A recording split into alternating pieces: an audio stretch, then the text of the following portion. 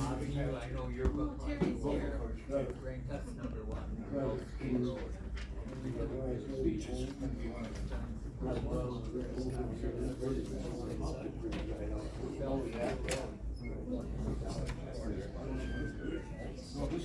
Yeah.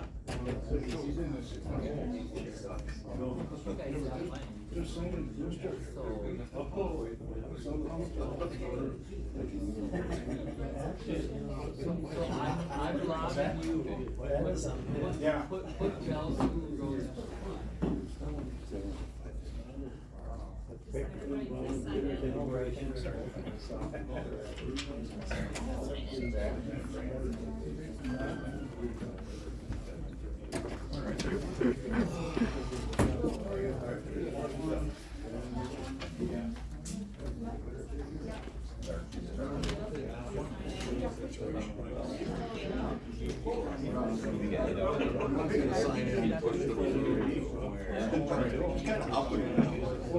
Am I gonna quit? Yeah, I'll say yes, I am. Thank you so much. Simple, nice, and Mr. Raven.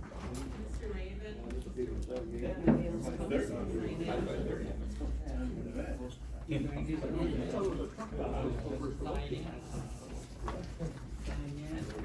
you. Yeah, I don't know.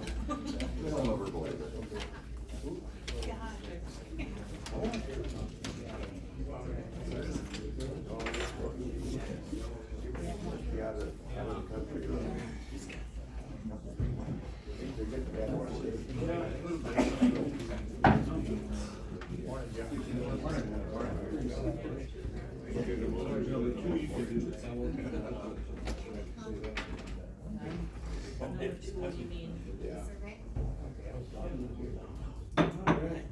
Good morning, it is 9 a.m., so I'll call this meeting of the Rusk County Board of Supervisors to order.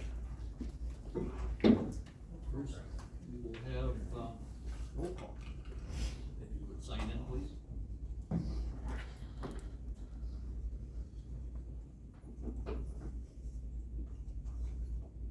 All are present, Lois Good is absent, she is asked to be excused, she's over in Sweden right now.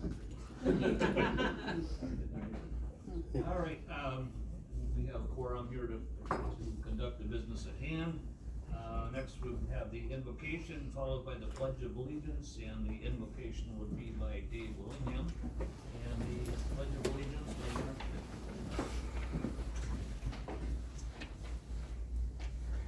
Dear God, we are grateful for your grace and your mercy. Thankful that we can be here. Thankful that we have the trust of doing the business of Rusk County. We ask for guidance, courage, wisdom, and for a spirit of working together. We pray these things in Jesus' name.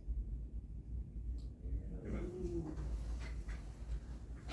Pledge allegiance to the flag of the United States of America and to the republic for which it stands, one nation, under God, indivisible, with liberty and justice for all. Thank you.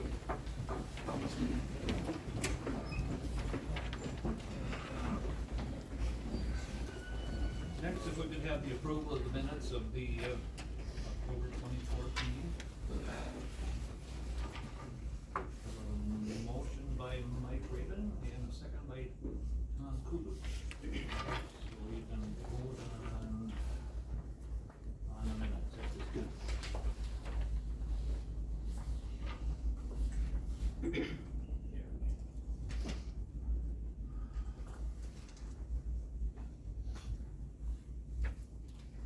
The vote is yes, the minutes are approved by unanimous consent. Any public comment at this time?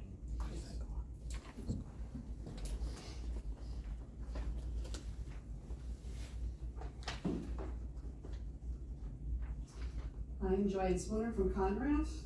I would like to request that the county board passes resolution number 10 to authorize proceeding with the design phase of the proposed Rusk County Animal Shelter addition.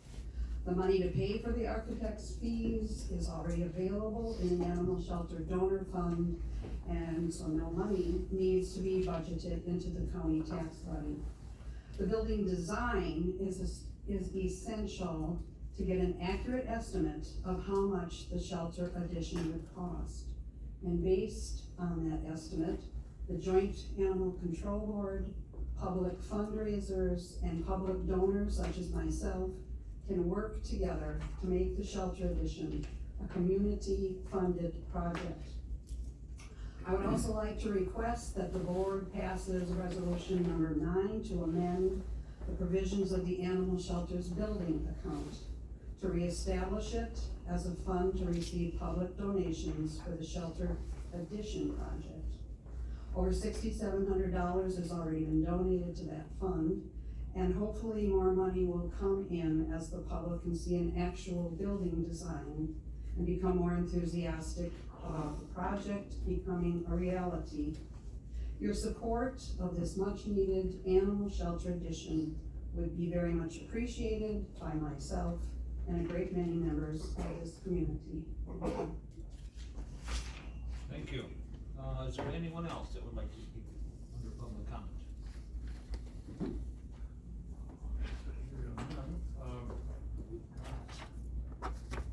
We've got several minutes before the meeting of the budget. I suppose we could take up, the forestry work plan. Could we do that now? Sure.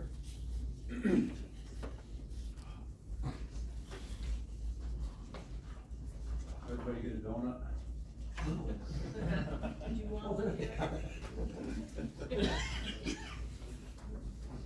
Get one before I get my hands on it. Alright. So, through the state of Wisconsin, we have a forest administrator grant that pays 50% of my salary and 50% of my benefits as well. The requirement of that grant is to have an annual work plan approved by the county board, and then we apply for the grant and get it every year. So, work plan for 24 is not a whole lot different than last year's. I will highlight a couple things though for you. We are fully staffed, which is good. Hopefully we can get a lot of work done.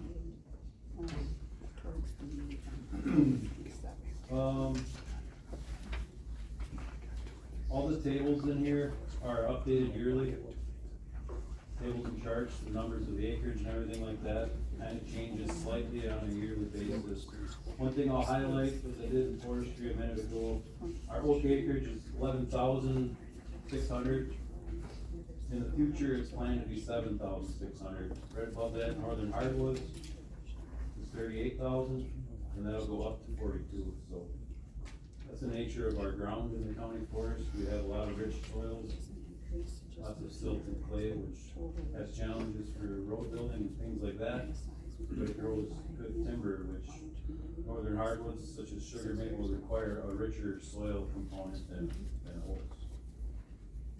But in the remaining 7,000 some acres of oak, we will be trying to regenerate oak, occupy that site for another round of oak for 100 years.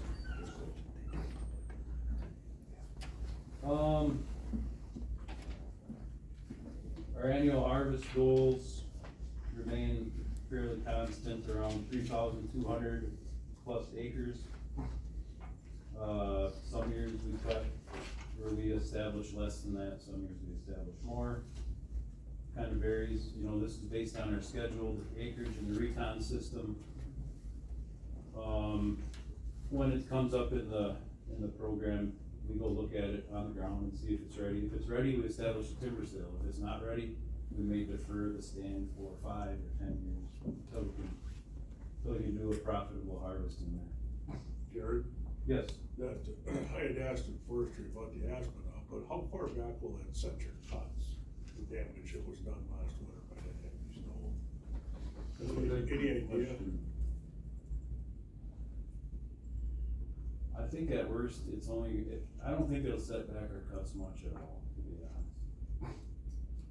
You know, there was quite a bit of damage in older stuff than the 10 to 15-year-old.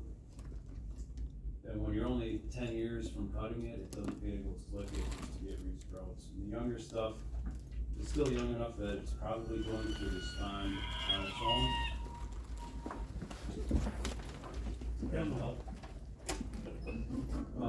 Probably gonna respond on its own and grow. There's gonna be some crooked stems, like Price County is still dealing with crooked stems in their county forest from the 77 downwards, but, I don't think it's gonna really affect our long-term acreage. Even in Burnett County, a few years back, they had a tornado that totally leveled thousands of acres. They had a wood cut on that in the next 2 years because of that, but long term, it really didn't affect much. We may have to enter some stands later or earlier to even it out again, but it should all play out. And the recon system that we use, the state of Wisconsin server is basically programmed to kind of buffer that and give you stands early or late, depending on what you need to even out the harvesting. The goal is to have an even acreage every year so that the income coming into the county is sort of stable as we move forward. As you know, it's not very stable because it all depends on the market. It's a good question. Speaking of recon, our recon is over 99% newer than 20 years. That's really good. Good to know what you have out there. So what that means is that we've seen every acre more or less within 20 years. So it's up to date information. It's good to have that way. What else do I have?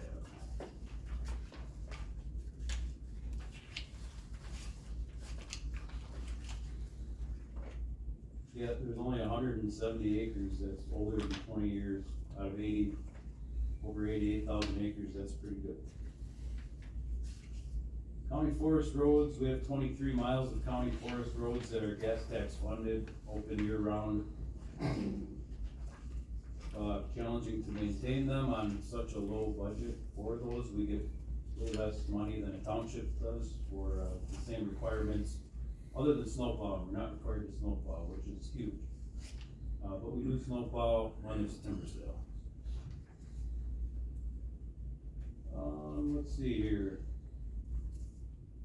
I did add the Public Trails Ad Hoc Committee in there, as we will continue to utilize that new group to help make decisions on long-term, short-term and long-term use of woods roads in the county forest as it relates to ATVs and UTVs. Land acquisition, surveying, nothing really changes there. Parks and Recreation, this summer we got a grant, another grant for little over 7 miles of ATV trail. Well, currently we have 12 plus miles, more or less under construction, although we have not started the new grant yet. So yeah, we continue to build ATV trails basically as fast as we can with the personnel that we have. Miscellaneous stuff, the one thing I'll highlight there is forest certification. In 2024, Rusk County will be taking part in a full recertification audit with the SFI forest certification. That's a huge deal for us. It comes every 4 to 7 years, give or take, for this county. We're under an umbrella certification with all the county forests in the state, and each year 3 or 4 or 5 counties are audited, and we're lucky enough to have landed on a full recertification audit rather than just a surveillance audit. It's unfortunate for me, but it'll be fun. Those auditors come, and usually the guys are from out east, and they're people with doctorates in forestry and became professional auditors and specialize in forest certification. So it's fun to talk to them, hear their insights, and struggle through their questions. It'll be good though. And then a little bit about the grants that we use on a yearly basis.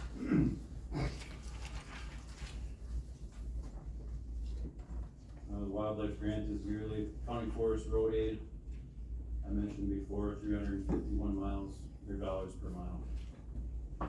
Sustainable Forestry Grant, we have received approval for a $30,000 grant that we'll use in 2024 on a couple of our county forest roads that really got beat up last winter and spring, so that'll be good to add some gravel and do some ditch work. That's about all I have. Any questions? Yeah, any questions for Tom? I was just curious, where are we at with the issue with the ATVs? Yeah, so where we're at is, I think we're sitting good. I have to construct an email,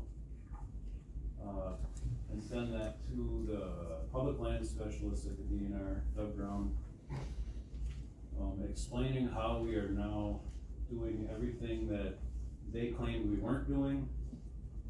I need to do that, to get that forwarded to, the carbon credit people.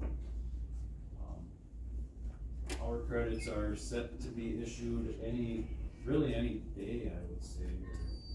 It's supposed to be in the fourth quarter of this year.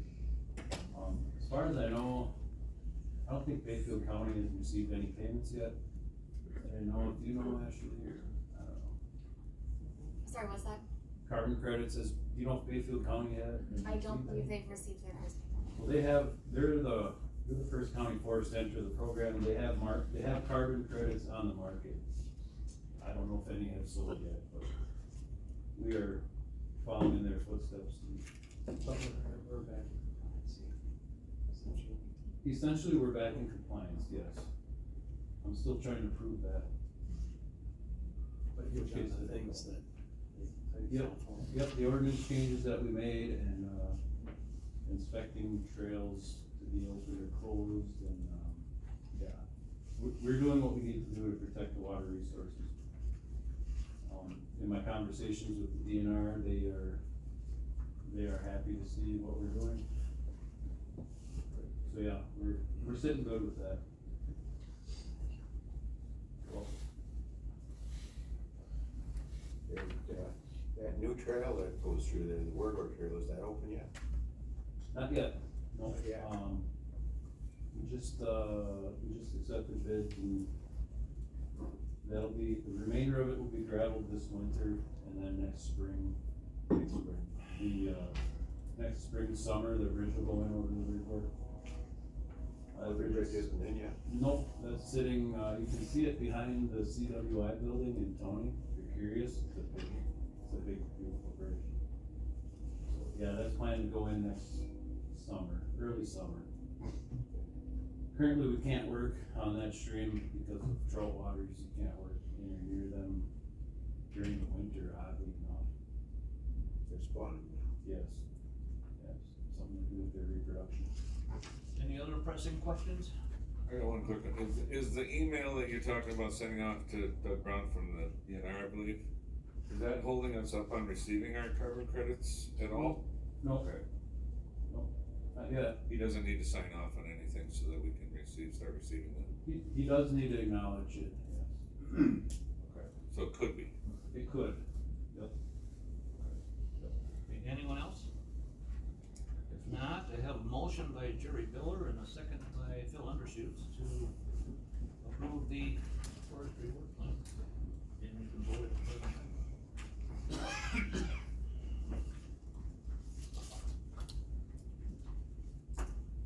Jared, we wanna thank you for the plan and for taking care of, this, it's a real gem for Rusk County. Thank you for letting me. There it is.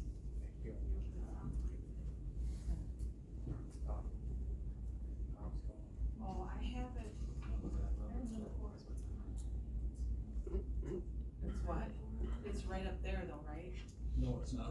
It's not right up here, it's right under. I have it right on here, I wonder why.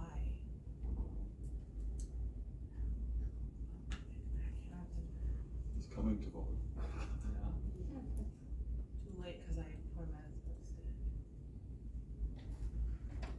And I have forestry.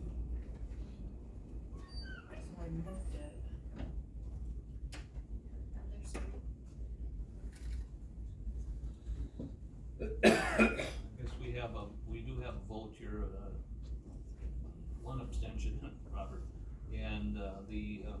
is unanimous otherwise unanimous to accept the forestry work plan, so again, thank you, Jared.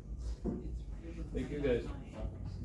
Okay, I guess, we're gonna have to move on with the, budget, reading of the budget. Reading of the budget? Yeah, 'cause You'll find that a lot of these, there's a zero or nothing behind the line.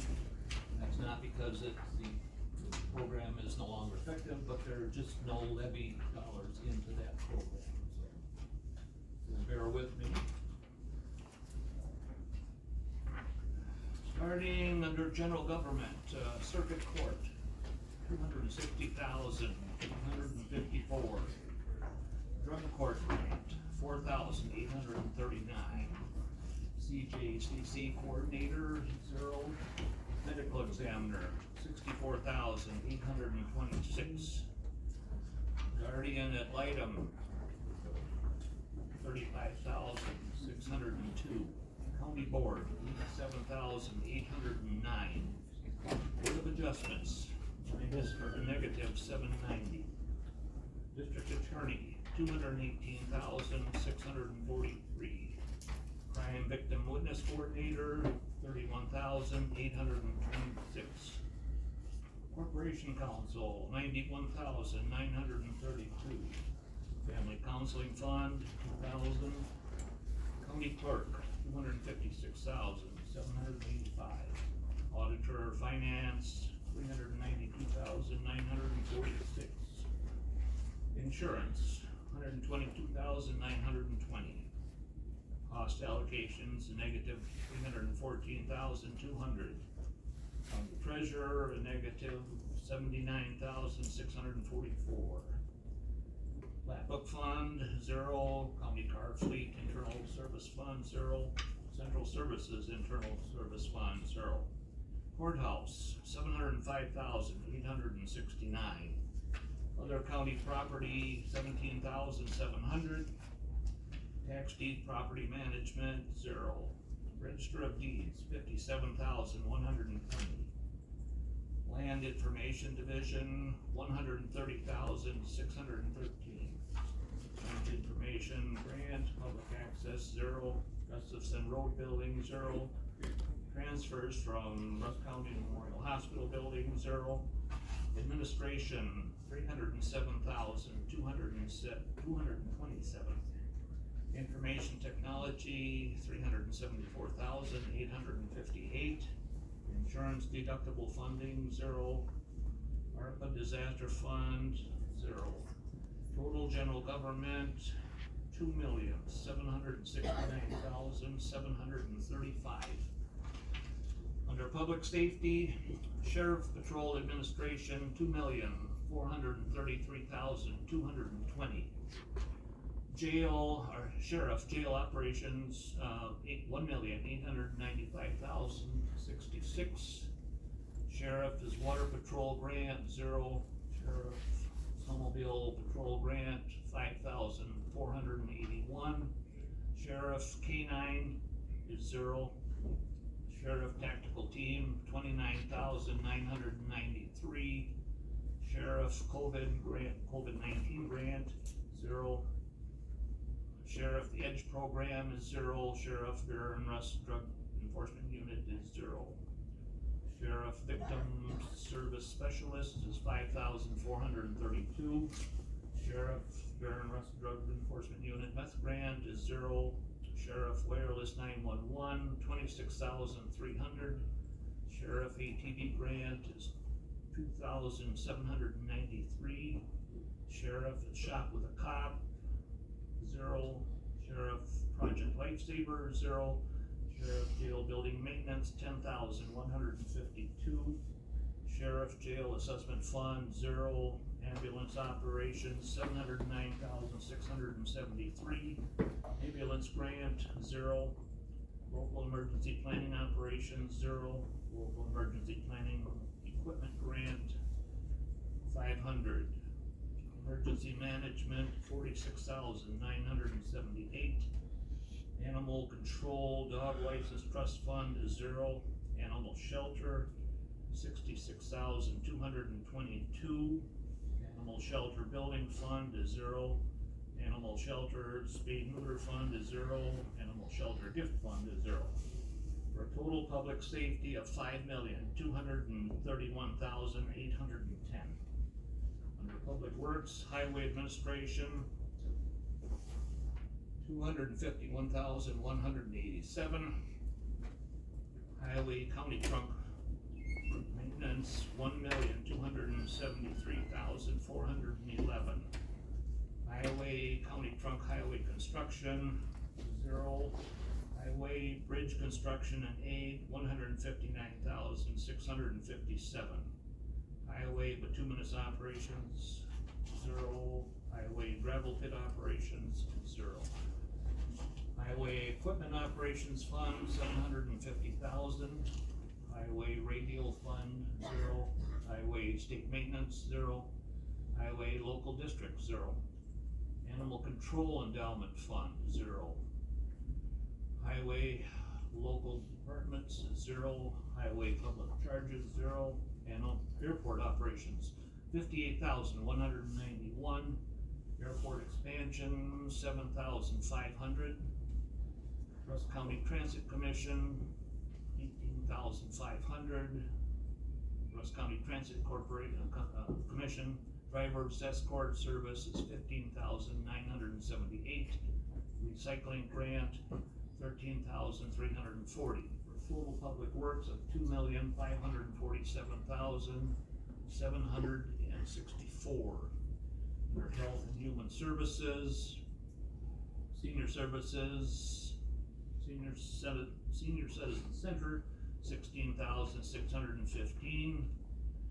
Senior Services Source Newspaper, zero.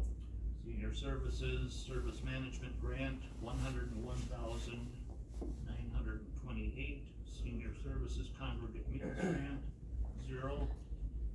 Senior Services Home Delivered Meals Grant, $118,661. Senior Services Vehicle Equipment Trust Fund, zero. Senior Services Elder Abuse Grant, zero. Senior Services Family Caregiver Grant, zero. Disease Prevention and Health Promotion, zero. Health and Human Services Jail Meals Net, zero. Public Health, $138,439. Public Health WIC Grant, $12,275. Public Health Reproductive Health Grant, zero. Public Health Prenatal Care Grant, $774. Public Health Opioid, zero. Public Health Immunization Action Plan Grant, $5,184. Public Health Birth to 3, zero. Public Health Maternal Child Health Grant, $2,875. Public Health Preparedness Grant, zero. Human Services Child Care, zero. Human Services Economic Support, $99,008.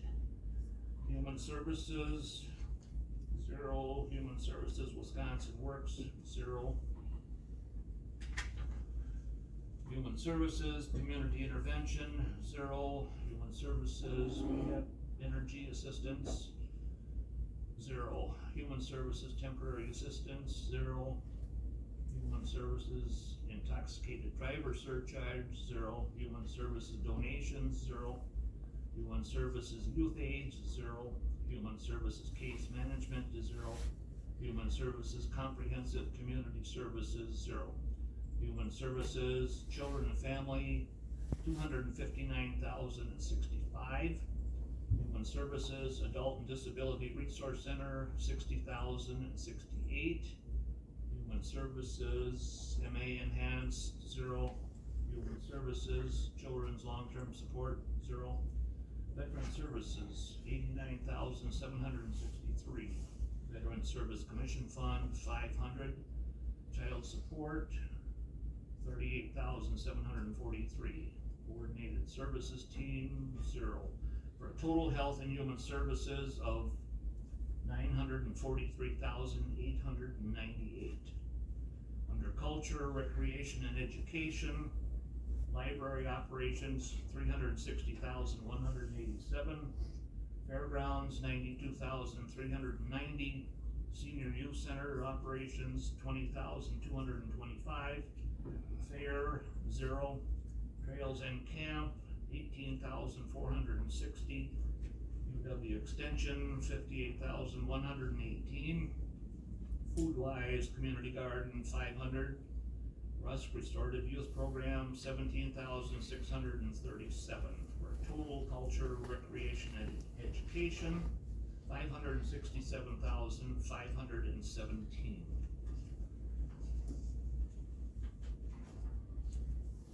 Under conservation and development, county forest, a negative $415,472. State aid forestry, 0. County forest road aids, 0. Land acquisition fund, 0. County conservation aids, $2,477. Snowmobile trails grant, $1,112. Development of habitat, 0. ATV trails grant, 0. Gravel crushing, 0. Carbon credits, 0. Parks and recreation, $139,398. Parks county-owned dams, $2,750.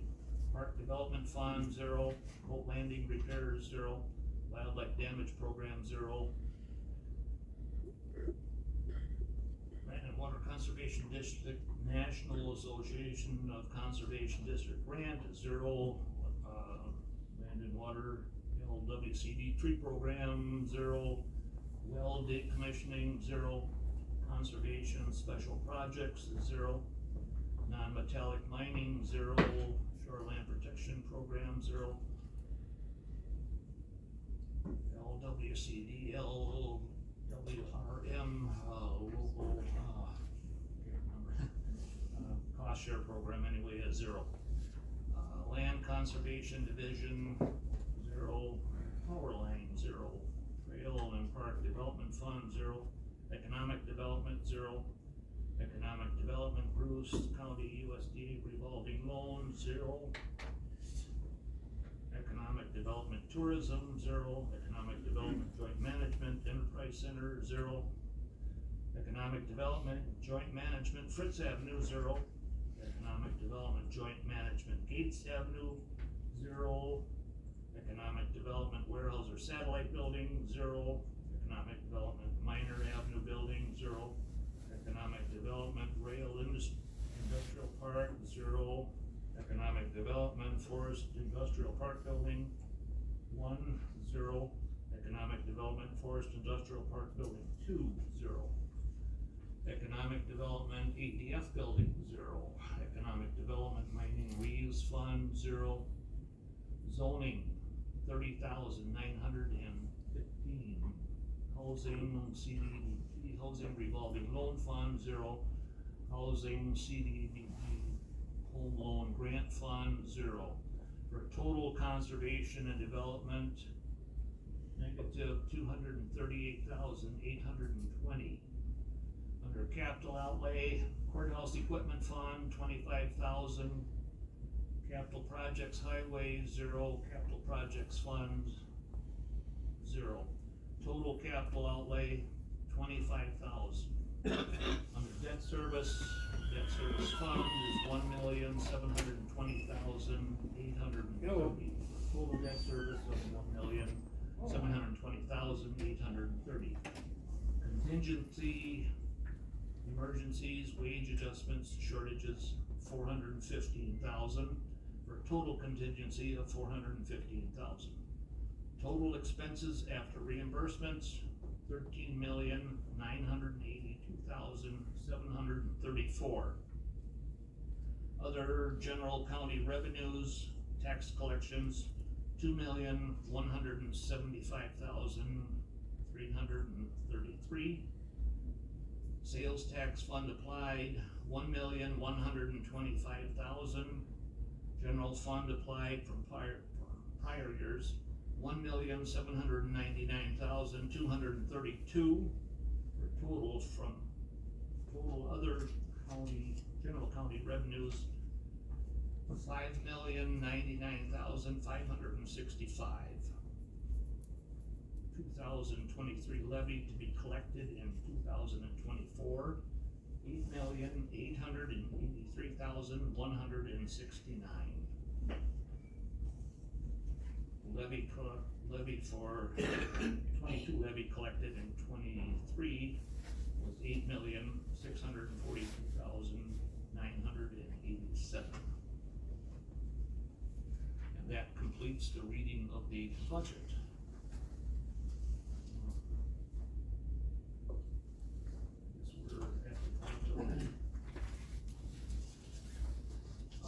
At this time, we would open the public hearing on the 24 budget.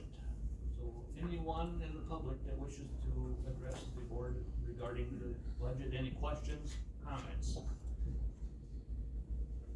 Anyone? Anyone? Not? So, at this time, we will close the public hearing on the 24 budget. And we will move on to the resolution. So if we could take up, as long as we're talking about the budget, if we could move to number 5 of the resolutions, which is to adopt the 2024 budget and the 2023 property tax levy to be collected in 2024. I have a motion to approve.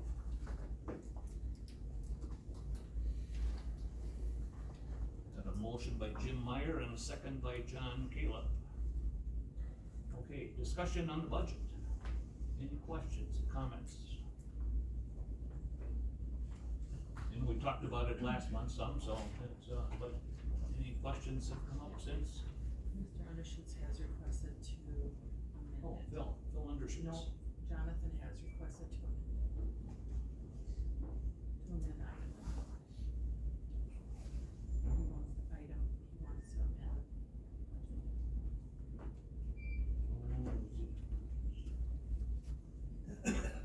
He wants to amend something in the budget.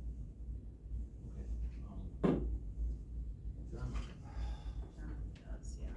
Jonathan, you have a Yeah, comment? so do I need a second on that? Or do I need to propose it first?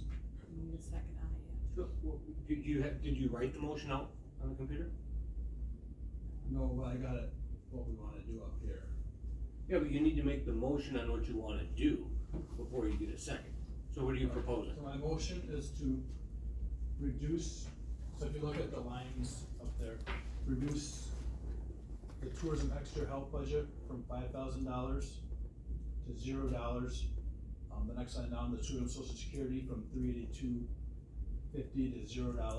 The next one down, tourism retirement from $27 to $0. The next one down, workman's comp, tourism workman's comp from $6 to $0. Then the next go down to, we have 14, I think, on that one. Tourism contracted labor, so we're gonna increase that one by $12,000 to $37,000. And the next one down, tourism special projects will reduce by $6,585. So what I'm gathering is it's net neutral to the budget, you're just changing budget lines. Correct. Instead of having an employee, you're gonna do contracted. Correct. So that's why so it's a motion to reduce the employee, tourism extra help and the related costs of employing a county employee to do that, and then increasing the contracted labor portion for that same amount. And so some of that's coming from employee costs, but also some of that's coming from the contract, or from, special projects. Okay, but then the purpose of this is, I believe at tourism yesterday or the day before, they made a motion to contract with, the, chamber to serve those duties, is where that's coming from. So more or less, it's net neutral to the total budget, just, removing how, or changing how you're paying for it, versus hiring an employee versus paying the chamber. Then it's contracted services on behalf of the county, correct? Correct. You have a second on it. Okay, we've got a motion by John Undershoots and a second by Mike Rippon on the change to the line change. Correct, doesn't change the overall budget. Any other questions on that motion? If not, you can vote at the present time.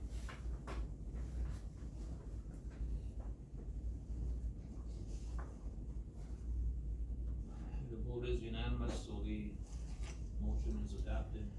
The change will be made in the budget. Any other discussion on the budget? I have a question too. So the two loan amounts, the 2,430,938 for the tower upgrades, and then the $12,400,000 for the bond proceeds. If we pass this budget, it'll still need to be approved at a future meeting before that money is spent, or once the budget's spent, then that can be. Correct, to do the bonds, you both of those. Yes. So this is just put in a placeholder but not approved. Correct.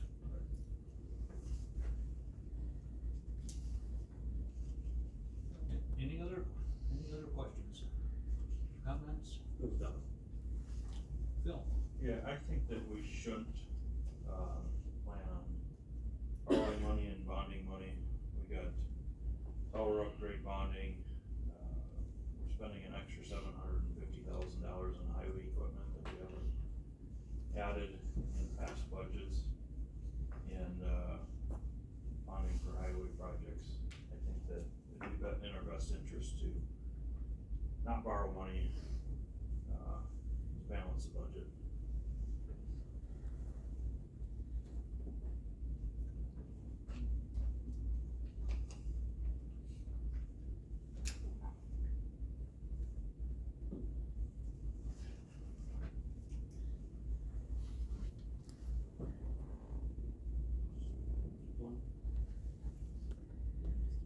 Was that a motion? No.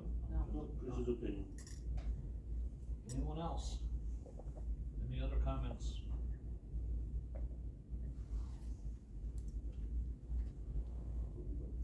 If not, we can, I do have a motion by,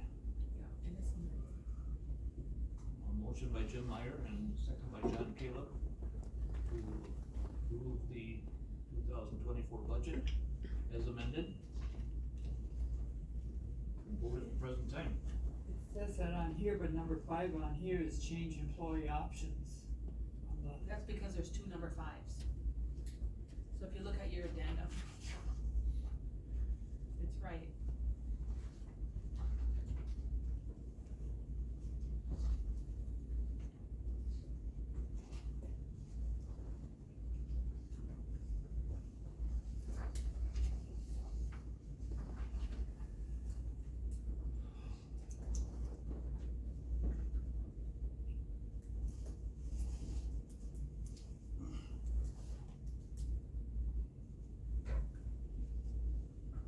Mr. Hanson, prepare to vote. Thank you.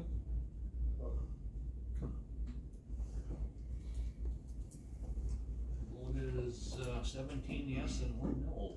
So the budget has been adopted.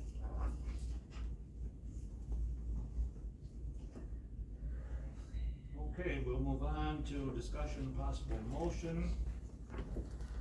Replace recovery court with an alternative diversion before.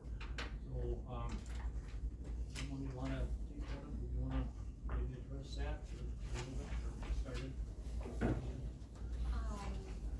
You wanna take I this? can, yeah, so I was gonna make that motion, Reef Justice to, I mean, I think we've all heard how we're struggling in the drug court, and we need to do something to start helping people that need help again. So I think that we need to look at that option. At the same token, I think their CAD grant is due in 2 days, so I think we probably should let them proceed, Judge Varner, proceed with applying for that CAD grant, but also at the same time look at other options, so pursue multiple avenues to pass and see what happens with the drug court. I mean, to be honest with you guys, it's after 8 months of it, I'm not real optimistic that we're gonna see a lot of improvements anytime sooner at all, so I think we need to keep looking at other options to help people. Maybe that'll come around too. Like I said, I'm not optimistic that we got 2 good programs to help people, even better, but I think we should at least try to have something to help people, and the drugs are a major problem. So I don't even know that we need a motion on that.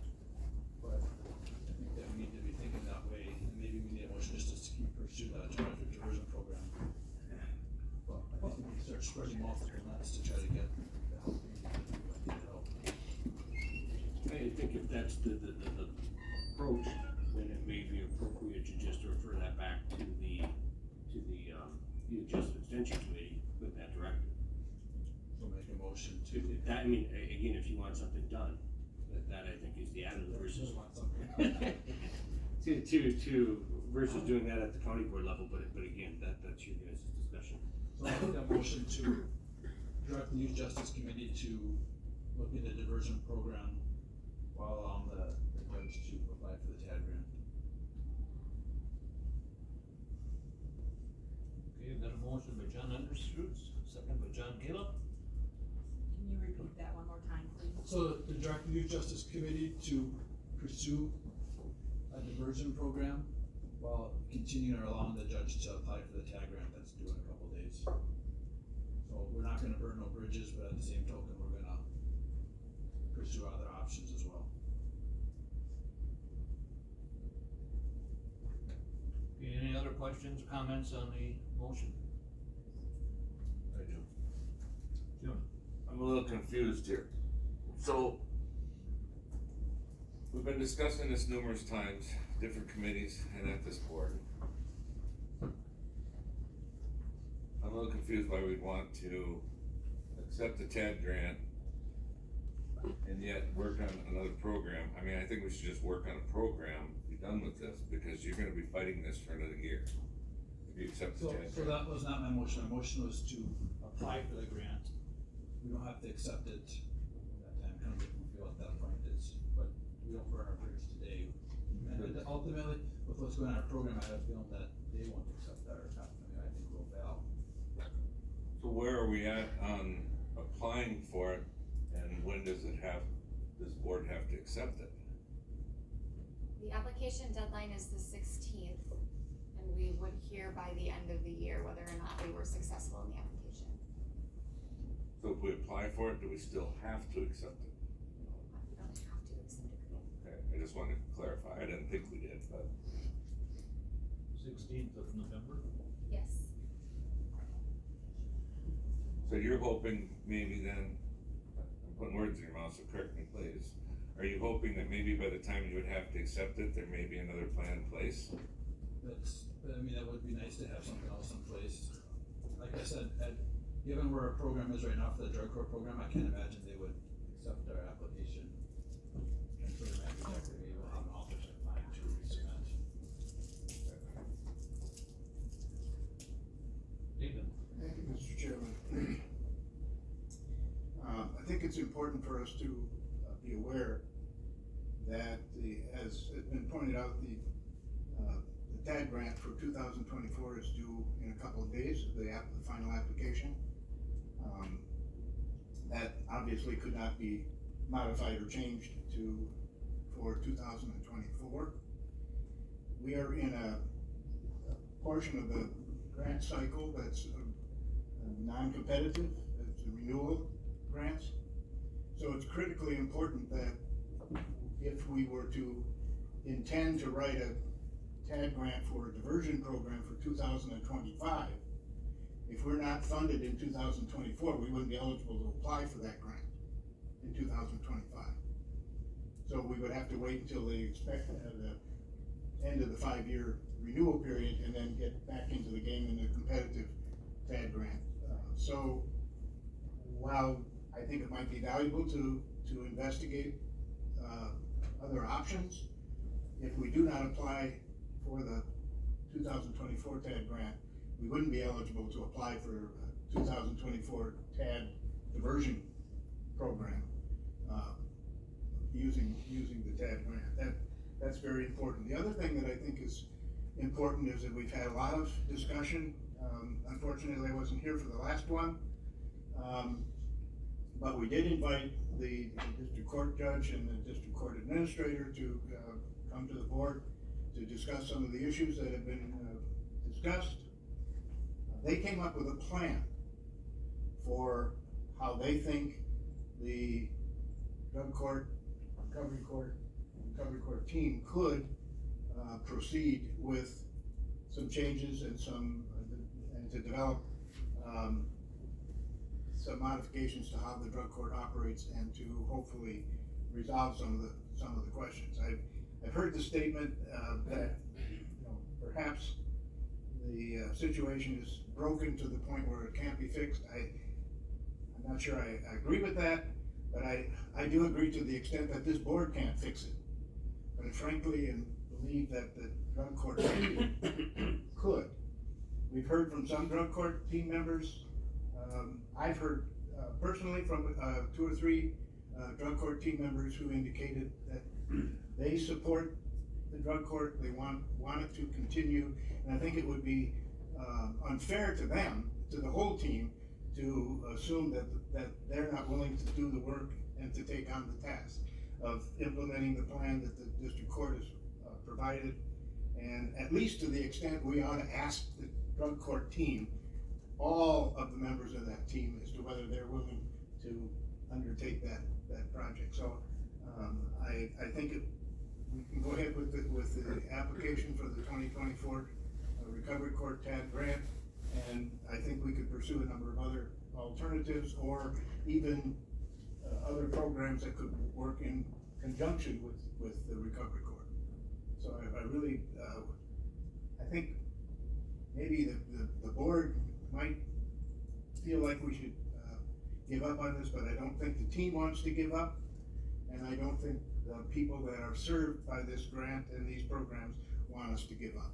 So with that, I would urge you to at least support continuing with the grant application. Thank you. Anyone else? If not, we have a motion and a second, so we could vote at the present time.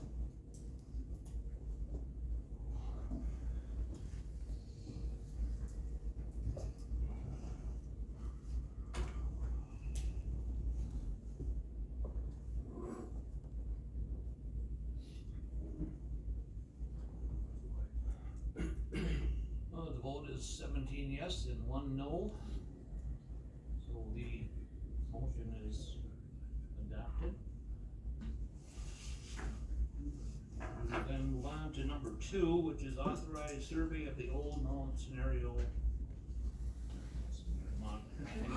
Marshfield Clinic Health Systems. You're driving too fast on College Avenue.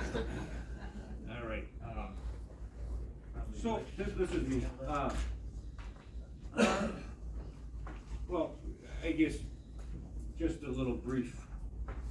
Since last month's meeting, we've got the fully accepted offer and we're proceeding with doing our due diligence in that. Further down on your agenda is the review of the inspection for Marshfield.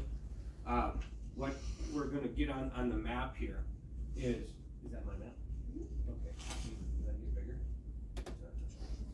Okay, so the reason that I want a survey is there is an easement that was reserved by the sisters, which is back in 1970-ish. Then the sisters sold the building to Indian Head. So I don't know. All right, this is the Marshfield Clinic building. Okay, this here is the easement that is retained. So if you go to page 1, I had John Fitzel map out that, is how I got that. That is the overlay of that meets and bounds description of the legal description. That's an overlay that shows it on the GIS map here. So that legal description goes through the corner of the, purports to go through the corner of the Marshfield Clinic Health Systems building. I don't know the reason, or that there still is a current need or reason for this easement to exist, okay? So that is to come, but that's what showed up in the title work. So I guess my request is, at this stage, is to get the boundaries of the Marshfield Clinic grounds that we're proposing to purchase surveyed, and it's called an ALTA survey, which is gonna show the locations of easements and other structures as well, okay? If that easement is still existing, I got an email from their attorneys yesterday in trying to figure this out, stating that they believe that that easement sunset, so it's no longer there. But in any event, if it is there, then there'll be a request made to Indian Head to terminate that. Again, I don't know the reason that it was reserved, but I don't think it does any purpose for the Indian Head building at this juncture. Can you scroll to the right a little bit? No, other right. So as you can see, the parking lot for Indian Head is over here. Okay, and again, I don't know what the purpose of that easement was. It was found in the title. So, yes, sir. Considering a portion of that building sits on the easement, wouldn't they have had to went through this when that was built? If you talk to a lot of the people who have been in title industry for this time, there's a lot of complaints about what all was done. It's been piecemeal of these surveys. So when this was surveyed, all they did was survey this here. Okay, why they didn't survey the whole parcel? I mean, this has never been surveyed. This chunk's been surveyed. This easement as a meets and bounds has never been surveyed. Then you have also this parcel here that's never been surveyed. And then going to the north, you have a whole bunch of parcels that have never been surveyed. So the exact location of this. John Fitzel gets us really close with that overlay, but I'm not gonna bet $1 million that overlay is exactly where he put it, because, and that's the whole purpose of doing the survey, so we get the exact location of that easement if it exists. If it does, in any event, I think we're gonna wanna terminate it. So I guess my request is prudent business practices to get a survey when you're acquiring things. The first step in this survey is going to be just get that clinic building surveyed.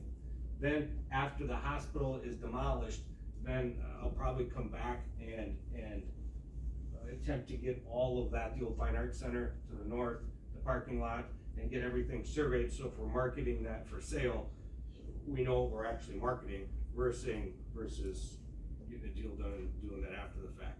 Problem is these surveys. What do you to get that surveyed? What's that? The The clinic building? yes. So in the offer, it's our cost to do that if we want to. That's why I'm back here proposing. But we don't really own that corner of the clinic building then.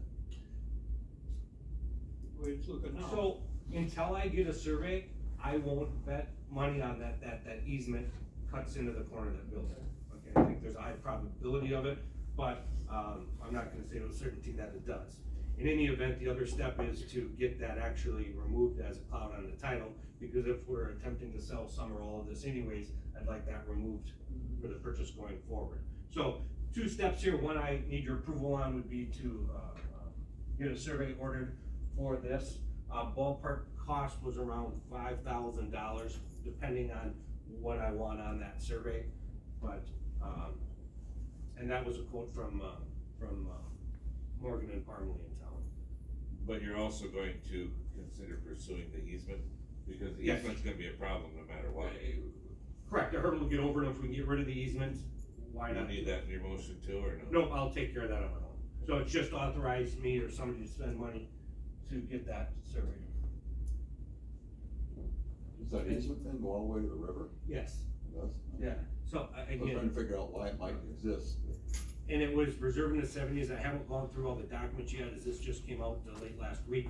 It's possible in the purchase agreement from when we purchased this from the sisters, that sunset. And then it may go away anyways, but I'm still. We gotta find out. Correct.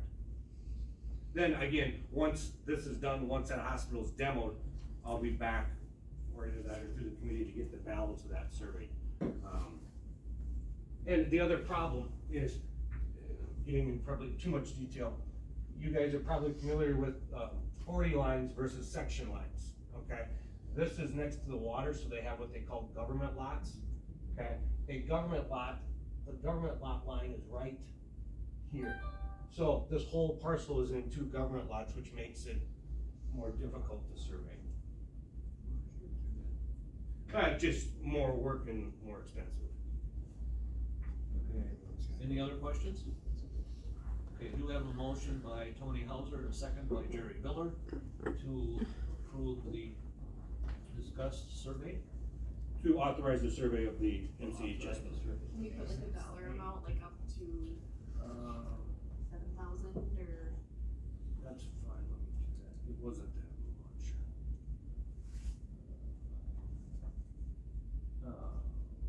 Yeah, I do 7,500, he quotes me 4,500 to 7,500, I don't think I need all the designations, so if you do 7,500, that's more than enough. Okay, you can complete voting at this time. So everybody understands the motion to authorize a survey of the MCHS for a cost not to exceed $7,500. The vote is unanimous, so survey has been approved. All right, we'll move on to number 3, which is discuss the purchase plan for Marshfield Clinic Health System, old clinic building at 906 College Avenue. So I requested this one on the agenda. So we talked about selling or about, then we need to vote upon what we wanna do, probably immediately after we purchase, obviously, a maintenance plan. But to sell it, if that's the road we wanna go, when we take all the leases off, now we have a building with no parking, so we don't have to decide this today, but to get thinking along the way, so we don't have a building without a plan or purpose. But if we do decide to sell that building, we have to come up with parking, which could be cut out where the old Marshfield Hospital building is. Or it could be part of that parking lot in front of it where the lease was. But just start kind of get that conversation and thoughts in people's minds of what we wanna do, but it's also not just say, hey, turn around and sell it, because we gotta have parking. And so that now they was kind of scoping out, drawing that parking lot, and I went to the new Marshfield Clinic parking lot. Not that you have to, every business will have the same demands, but I mean, if you look at the amount of parking required for the new clinic versus what's there, it's probably gonna take a chunk out of somewhere, and it could be some across the street, but part of that will try to determine what we wanna do with the stuff across the street. So just to kind of get people thinking that way, and like I said, I don't know what the maintenance plan is on day one, once we have it. I know that we had the report, we'll probably talk about here, I think later on. I just wanna address some of them issues and then make sure we are taking care of the building appropriately. And again, I think it's, to the second we said, I don't know that you need to make a decision today, but I really think our meeting in December 19th, that you guys are going to want to have a decision, make sure maintenance is there. We're attempting to close on the 13th. In any event, mid-December, and again, are you guys going to heat it, are you gonna drain the pipes, shut it down, all those sorts of issues that are there. I think that the practical aspect of doing anything with it is, I don't know that if you are gonna market it, okay with that, but I think it's gonna be potentially difficult to market until or unless the hospital's demo, because again, like he points out, there's not parking here, okay? They have a lease on this lot here and a lease on this here, again, that's going away, but depending on what you use that for, if you use it yourself, if you buy it, there's possible parking here, there's possible parking here, possible parking here, here, or there. If you do it here, that probably makes this the least valuable, because that's your main location on there. The other thing that I think down the road we may think about doing is ask them to vacate this portion of College Avenue, so then you could market this, and then also vacate that street as well, and then you could attempt to market or develop this whole portion.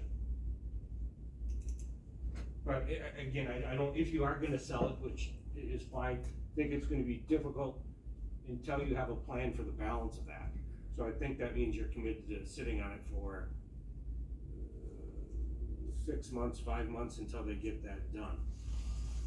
Phil, would it be worth getting a realtor to take a look with us at it, just say, hey, this would be marketable, you know, if we put this lot with this building and this lot with this building, just to get us an idea of how to possibly market it?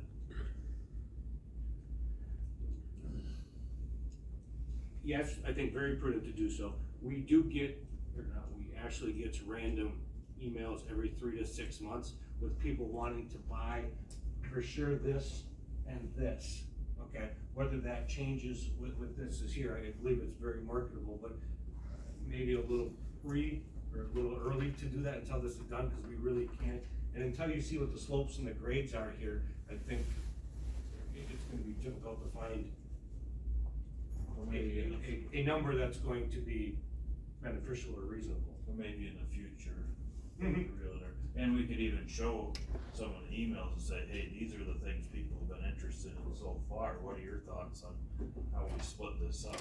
Well, and again, nobody's been interested in this because there's a big building. Right, and it's in bad shape, asbestos Right. and all that other stuff, yeah. Okay, any other comments or any other questions or on the, who's interested in the use of the old clinic building? Anyone? So I guess, For the motion and second. No, we No, don't. so- need anything there, so. We'll move on to number 5 here is approved change in employee options for unused PTO policy and personnel handling. Okay, so this went through the, personnel committee. This was an idea that was brought forth from the sheriff's office. So they have now a side letter in their union contract allowing those who have, hit the maximum in their sick leave bank to earn $50 for each, month of accrued sick time in excess of the maximum to be deposited into their HSA account. So in discussions with the personnel committee, we also wanted to do something for the county staff. So already in our handbook is the policy that you have, in your packet, or should have in your packet. We just want to amend that to give the option, to do the same as what the sheriff's department is doing. So once our employees have hit their 680 hour, limit, any PTO that they would have lost, they would get a $50 per day contribution into their HSA. In 2022, we only had 2 county staff that lost PTO. So the impact isn't significant, and the money would come out of those departments' budgets. Okay, first I need a motion to, motion and second to approve the resolution. Got a motion by John Undershoes and a second by Terry. Bill? So is the idea here to encourage good behaviors, like somebody who's using up their sick days to use up their sick days, so this kinda gives the, hey, I've been a good employee, I don't just call in all the time sick, but I start losing hours because I don't take advantage of the system, yeah. Correct, and that's what sparked this in the sheriff's office, was a reward for those who come in and don't, abuse sick leave. And it's also a longevity benefit, which is something we heard, multiple times going through the wage study. It takes a long time to build up your sick leave balance, and our extended leave balance for county employees, so that's another way to look at it as well. Is it also possible that it might save us money, because if you're paying for somebody to be off, somebody else overtime to come in? Yes, this policy will ideally save money in the sheriff's office because of those overtime costs.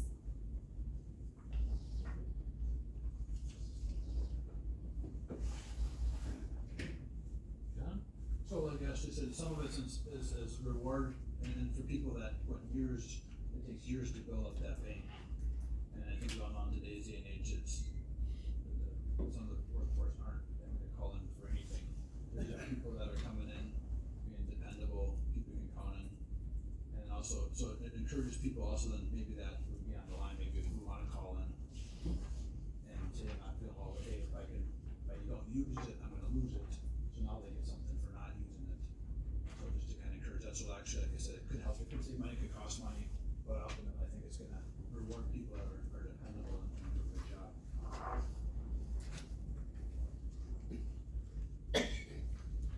David? Thank you, Mr. Chairman. Just to point out, it's my understanding that this policy in regard to the sheriff's department was negotiated, is that correct? As a part of their, a side letter to their contract? Yes. So we should be aware that if we're matching what they're doing in their contract, they may negotiate in the future an increase in that amount.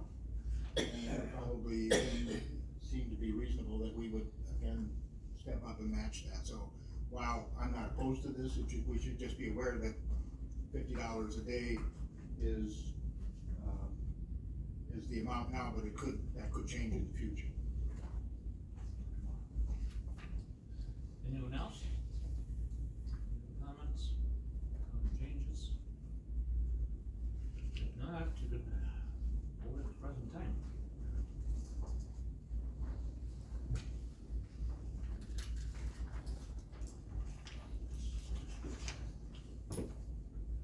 Vote is 18 yes, so unanimous. Changes are approved. We'll move on to, number 6 here, change in title and job description for Recovery Court Program Coordinator. Is there a motion to bring that on the floor?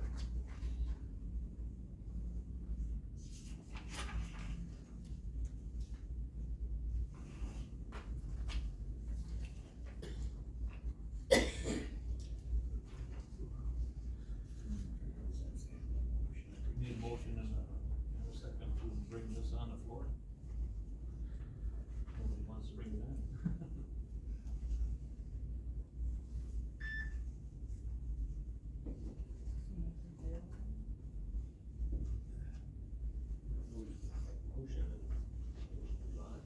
Somebody wanna make a motion to bring that on the floor? Not. Not, we'll move on. Number 7 is change in job description for Highway Department Operations Manager. Is there a motion to bring that on the floor? A motion by Robert Stell and a second by Terry Cassell, so, Scott, you wanna take that? Yeah, due to, before we get the operator manager, Tim Myers here, back a while ago, a lot of things got implemented into his job. Some of the financing, he was still kind of the, foreman of the shop, so some of that all got binded into his operator manager's position. What we're trying to do is put stuff back a little bit, take a little bit out of that position. Not really strictly, he still has a lot of duties to do, but, I wanna put a shop foreman back in place, out in the shop because of our maintenance records and help keep everything tracked. Because the operator manager has so many things on his hand and lap as it is right now. So basically, it's, kind of pulling a little bit out of his job description is what we're doing. And in doing that I had to revamp his job description for operator manager. That's why we're bringing it back here for the final approval for the operator managers to have it done as presented.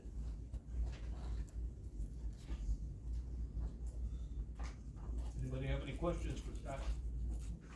Yeah, so this says it's a change in job description, but it doesn't highlight what are the changes in here.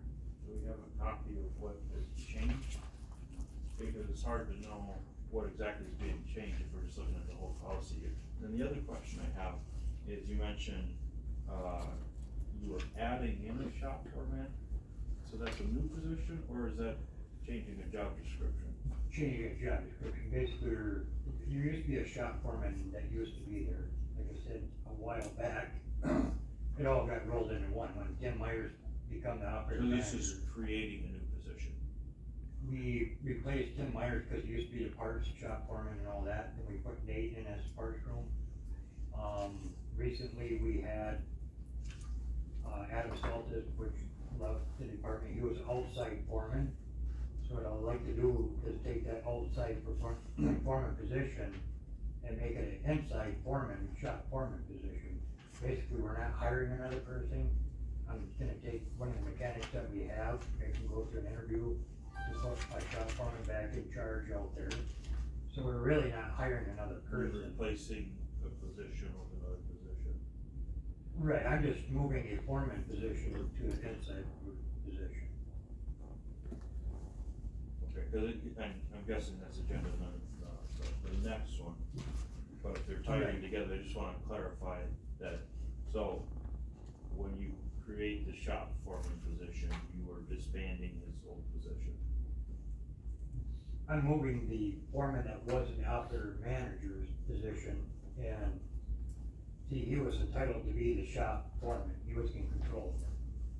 So the operations manager was operations manager / shop foreman. Correct. So now you're splitting them apart and adding another position. Right, they threw everything into his lap, they threw everything into their. So this does create a different Phil, position. the motion from personnel was to no change in FTEs, it's taking a foreman from the road Right. and making this a foreman in the So then- shop, so it would be a working foreman as a So mechanic. the Right. road position disappears then. Right, we only have 3 foremen then on the outside, which I feel is more than adequate. And is that in the, resolution that it takes away that position? Cause I don't want something to come up where 6 months from now, it's like, oh, we still have that position available, now we're gonna fill it, because I've seen that happen before. Well, it is in the next one that says, this position will not increase the highway. I have it underlined here too, but So I there's, feel like okay, it's, do you mind if I step in, Scott, for a second? So there's 4 foremen right now and an operations manager. Yeah. What Scott would like to do is take 1 foreman away and add the shop foreman, so you still have 5 FTEs. I just wanna make sure that, Yeah, and I see somebody on personnel must have had the same idea that we've seen this happen before. Right, it's basically, you still got 4 foremen, no matter what. This must have been, yeah. Okay, And I just wanna make sure that we beat that before we. Right. I wasn't on the. Oh, I totally understand, yeah. You still got the 4 foremen and 1 operator manager. So there's no pay change on this, either, changing the job description. Do we send that, being that we're taking some stuff away from the operations manager, do we send that GDQ back in to have it reassessed for the wages? You ain't gonna find much changes in it.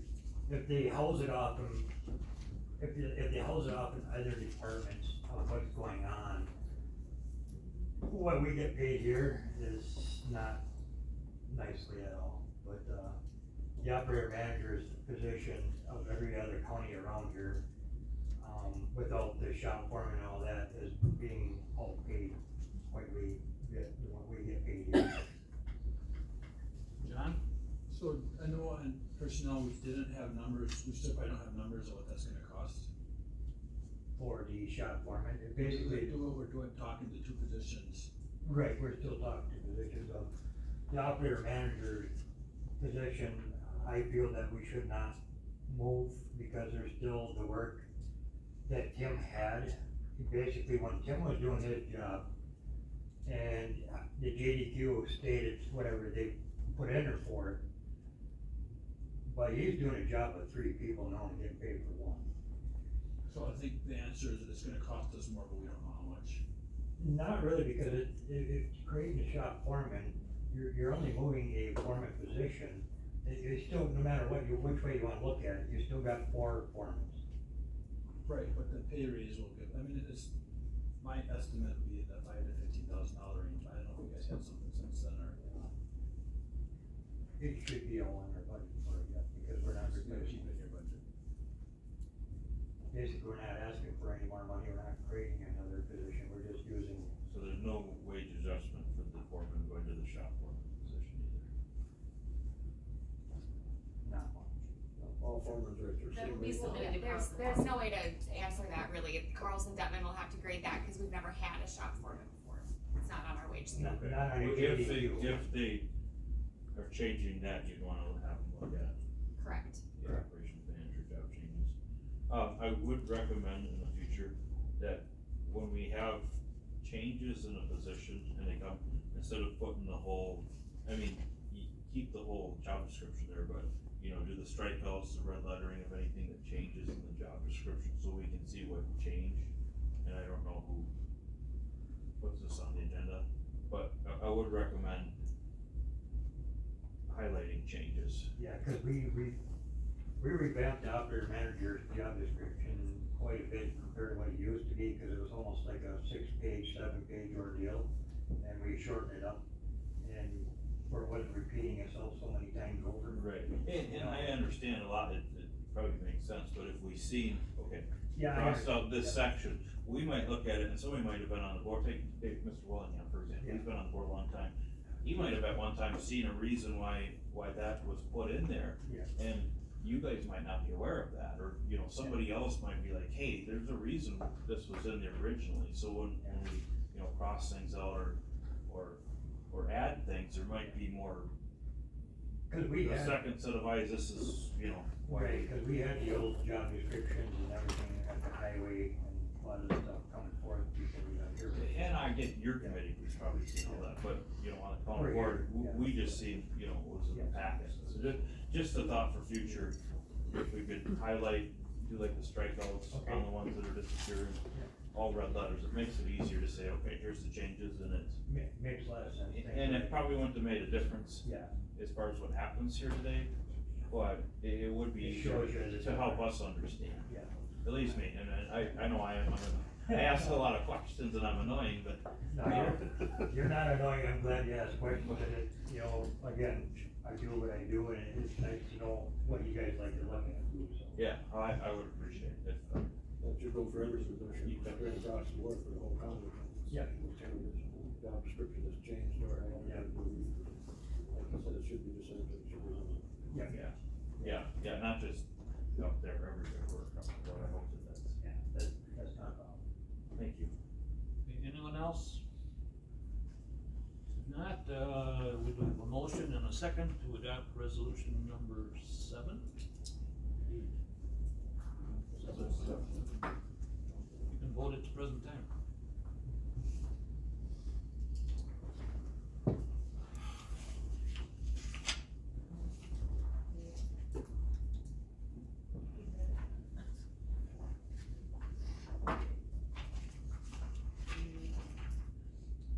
The vote is unanimous, 18, so resolution is adopted.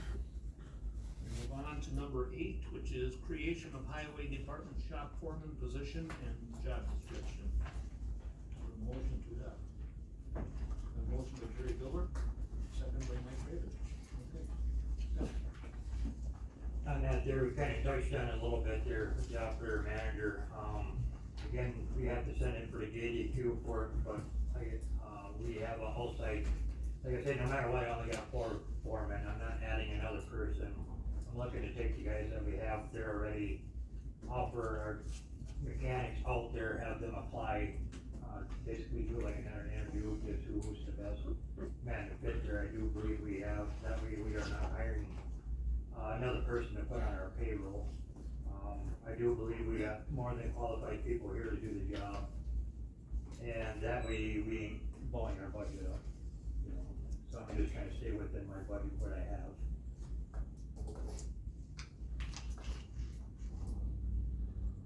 But we also need this job description set up for near future. If somebody leaves, we have a job description set up for that position. If something happens to change, we have it for a shop foreman if it's been offered out. Cause with it being a shop foreman, you'd be reliable for our truck equipment, data logging, everything that we have for equipment. If the truck is breaking down, why is that truck breaking down, you know, and you'll keep track of all of our warranty work on our vehicles and where it's going, replacement. As you guys can tell, our replacement's pretty bad right now. So he'll be kinda in charge of that, staying connected with me for replacing our equipment and trying to get it back on top of our stuff. It ain't costing us a pile of money down the road in maintenance, trying to cut costs in our maintenance department. Any other discussion? If not, we do have a motion and a second to approve the resolution number 8. So we can vote at the present time.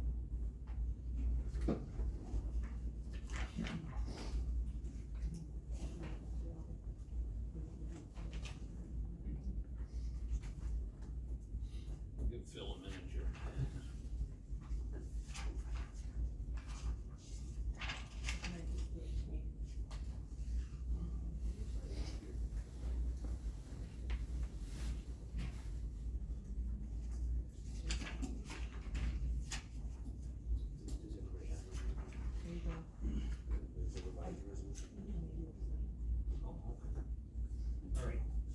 abstained.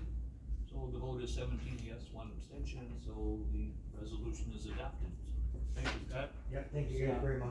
Scott, so put them on next one. Number 9 is to amend provisions, non-lapsing building accounts for animal shelter. Okay, and just up on the screen, this is the one that you're approving, not the one in your packet. This is the amended resolution. It changes the amount from $6,708.99 to the $10,551.74. That's the only difference is that's the amount that's in that non-lapsing account. The original amount that's on here is the amount of money that was received in 2023. There was the carry forward balance, and that's why the correct amount is the $10,551.74. This is so that. Hold on. Just I want to clarify, now we should get a motion and second to get that revised. The one that's on the screen again with the 10,000 is what you're making the motion on. All right. Sorry, Chief. No, so there was this account for building funds. This was originally done years ago for getting funds for the new animal shelter. That has been, of course, done. We are now looking to create an addition for the cat room, as they call it. And like I just mentioned, the amount that's in the packet here, the $6,708.99, was what has been contributed so far this year, but there was a carry forward balance of $3,842.75. So the correct amount in there is $10,551.74, as shown on the screen that we're asking to be approved. So they can just continue to use this non-lapsing fund or carry it forward year after year until this project is done. Okay, we do have a motion by Terry Woodwick and a second by Tom Hanson on the issue. Any other discussion?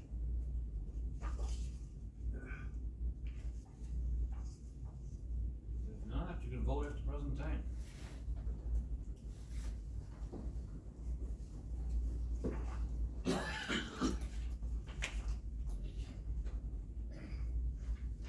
Vote is 18 yes, so passed unanimously.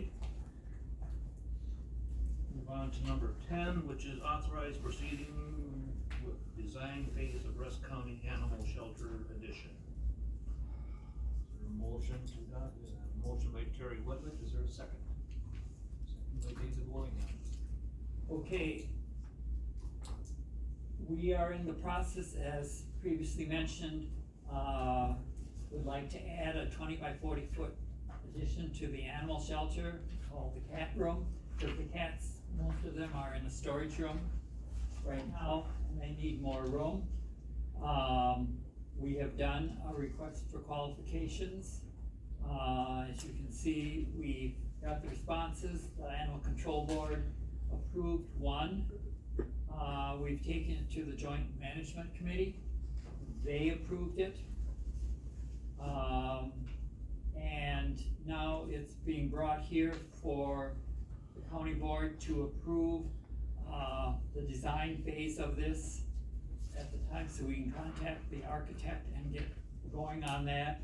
I also would have to take it to the city council for approval, because this is a building thing, and this is a joint city-county animal shelter. And so the money to pay for this is already in the building fund that you previously approved. And also there's other funds available. So this is just approving that we can move forward and contact the architect to get design things so we can get it put out and find out how much it will cost in the bid. Again, this does not affect the levy. This has already we've already gotten the funds for the design phase. Any other discussion or any questions on that issue? How big of a room are you adding on? 20 by 40. 40 by 40. How long will that last until that one's full? Oh, no, this is not increasing the size of the shelter. The cats currently, most of the cats are in a storage room. That was a garage, it's storage room, there's no windows and everything. There are cats in the laundry room, there's cats in the kitchen, there's cats all over the place because the shelter was not big enough to begin with. And so the thing is, we want to, move the cats out as quickly as possible. This 20 by 40 foot room would have windows in it, and as you know, cats like to be up high and look out. It's more inviting to the public to come in and look at animals and see them in a more natural thing rather than go into a darker room that, like I say, is really a storage room where the food is kept right now. And so it's not adding any more capacity, it's just simply moving them out of the storage room into a place where they can be seen better and hopefully increase adoption. Or some of these cats. Any other questions on the issue? I just got a quick question. I just wanna make sure I'm understanding this. So, when you say that we have this totally covered with that 6,500 for that, does that, which, this is a joint venture with the city. So the city then also, the city will pay 40% of that, is that correct? No, we are not asking for any funds from the county or the city. If you wish to do that, I'm more than willing to entertain a motion to do that. However, this is all donations. The addition of the building, of the 20 by 40 foot building, room added on, will all be privately funded or publicly funded donations. It will not be coming out of the county tax levy, nor will it be coming out of the city. So all of this is, you wanna call it private, but it's not hitting either the city or the county budgets. Tony? And how many cats would this proposed building, be able to handle? Well, it'll move them from where they are now out there. There's probably going to be, right now, I think the animal shelter has about 50-some cats. And so many of them will be moved out of the storage room into the shelter, well, into the room addition. There will still be cats left in the regular animal shelter because this is, again, we're not adding capacity, we're just moving. But, well, I guess what I'm asking is, you got to say roughly 50 cats. It's a year estimate. Some of them are retained in the shelter. How many does the shelter itself handle? There are like 50-some cats in the shelter now. No. The animal shelter building, not the garage or whatever. How many are housed in the shelter? But as it was built? That storage room is part of the shelter. Right, he's wondering what the capacity was of the original building for cats. I don't know. So, I guess if you're gonna take the animals out of the shelter, or the storage building, are you gonna be able to accommodate all of them into this 20 by 40 building, I guess? No. There will still be some left in the regular building. So in other words, it's undersized. The purpose is not to move all animals into there. The purpose is to move the ones that are in the storage area out so that the public can see them and everything. There are a couple other cat rooms that have cats in them now. They're going to remain. Again, we are not increasing anything, we're just moving them around so that they can be out where the public can see them, hopefully increase adoptions, and. I understand all that, but it doesn't tell me what the capacity of this new addition is going to be. You said it's a 20 by 40. Or you're kept in certain size cages or whatever. Right, we've already been through that with the architect stuff that was approved, and I don't have the drawings with me. But I think there were like 20, probably 40 cats in there. That's 800 square feet.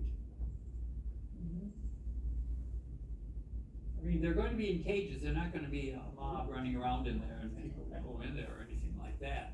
It's that, I do not have the drawings with me, and again, that's what the architect that we're trying to hire will help determine. We have a drawing that we created ourselves to show what this 20 by 40 foot addition would accommodate or could accommodate. It'll also probably have the handicapped entrance to the animal shelter, because the current handicapped entrance is not very welcoming. I don't really know if it meets the age requirements. And so when we get the architect and work with them, they can change it and design, and they can help us figure out the best fit. But we're only requesting here that we move forward and contact the architect and have them start drawing up plans. We just have our own in-house plans, if you will. If I may, how much have your numbers increased on cats in the last couple of years? Because when I served on that committee, I don't remember those numbers being anywhere near that high. Is it something that's COVID related? Are we picking up more stray cats that used to be old farm cats? Because I don't recall, I remember touring it with Karen, and I had the same conversations with her. She needed space. I know at that time, the previous person wanted some space for some veterinary equipment, because she was offered a lot of veterinary equipment from retired veterinarians. Also was looking to expand the cat room.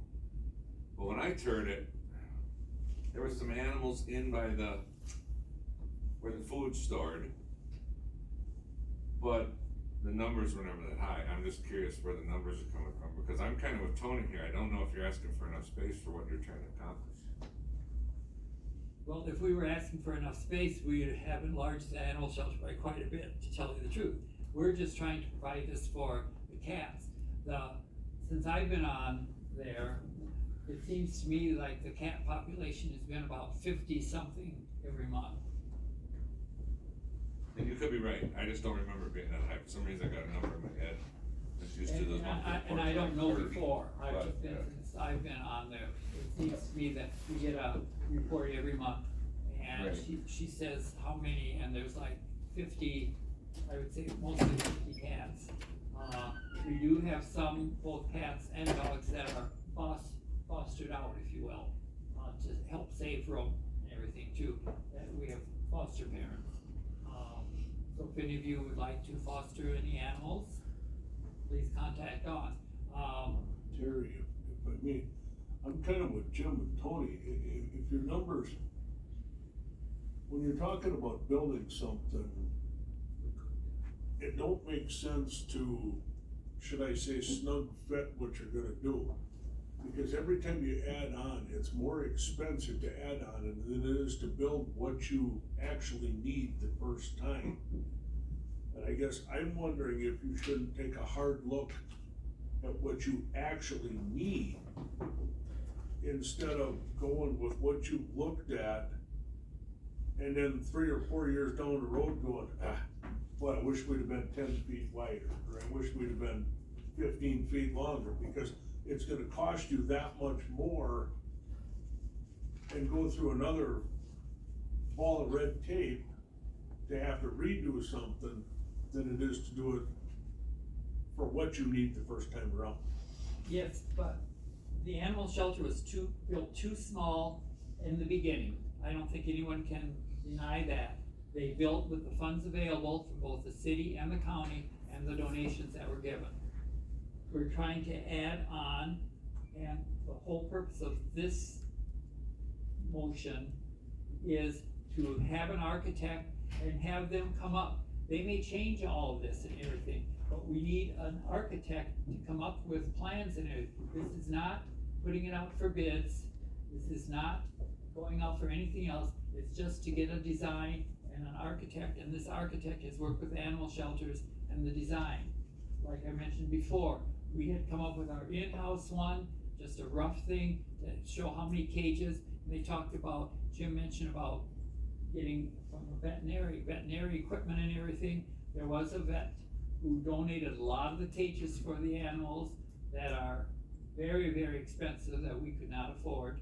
And so we have those cages. Some of those cages are in the Gates building now until we have room for them, because we can't get any more cages into the rooms that we have now. So again, this is, if the architect decides that, well, this is what we would recommend and everything, we'd have to cost it out and everything. This is just to move forward to get an architect to come up with their design and their suggestions based on what we have come up with. And unless you have an architect who can draw up stuff and do things, you know, you're just spinning your wheels.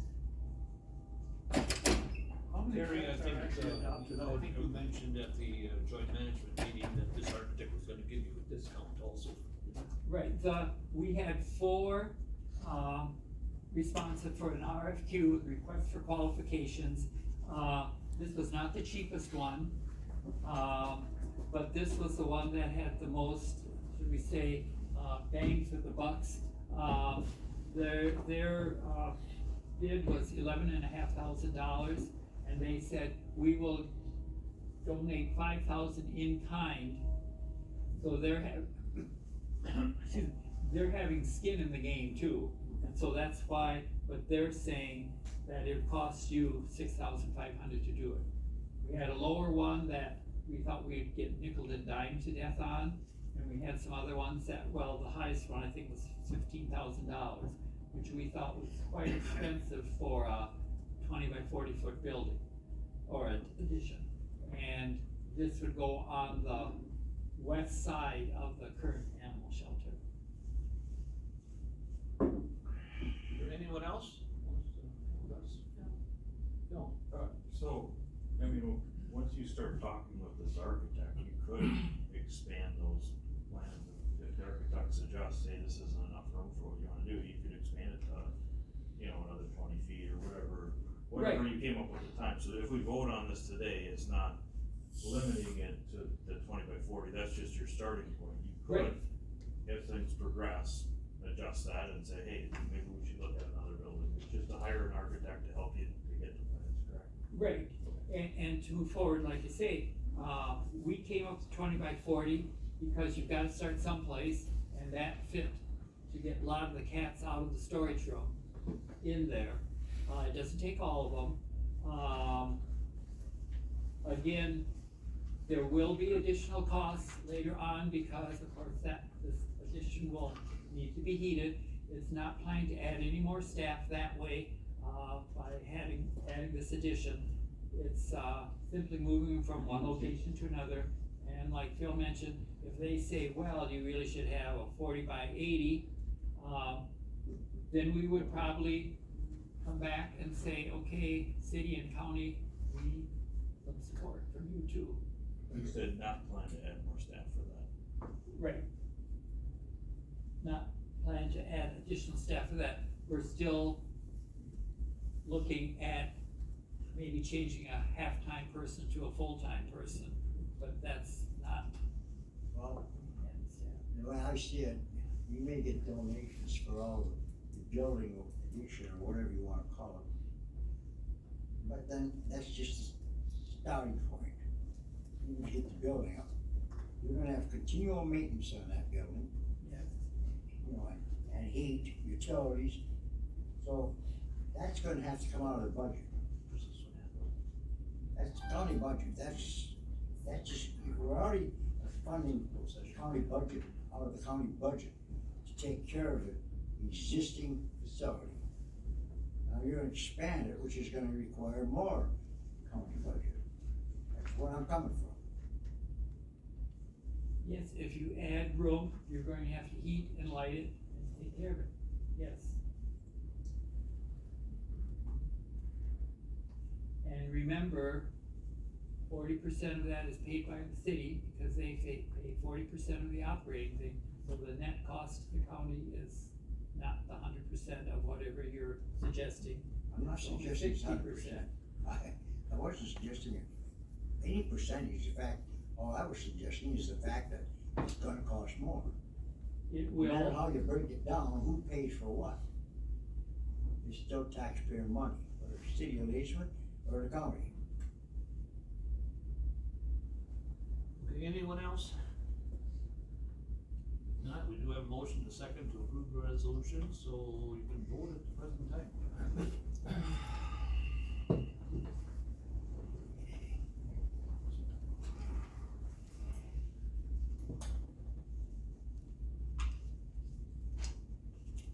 Vote is 18 yes, so it's unanimous, so the resolution is adopted. So we'll move on to, discussion possible motions here. Next issue is a review of inspection report related to acquisition of Marshfield Clinic Health System old clinic building at 906 College Avenue. And there's a closed session, but I don't think we'll need it, I guess I put it on there in case we did. So, as part of this, your offer to purchase that clinic building was contingent upon performing an inspection. The inspection was completed last Wednesday or Thursday. This report was then submitted the following day, and,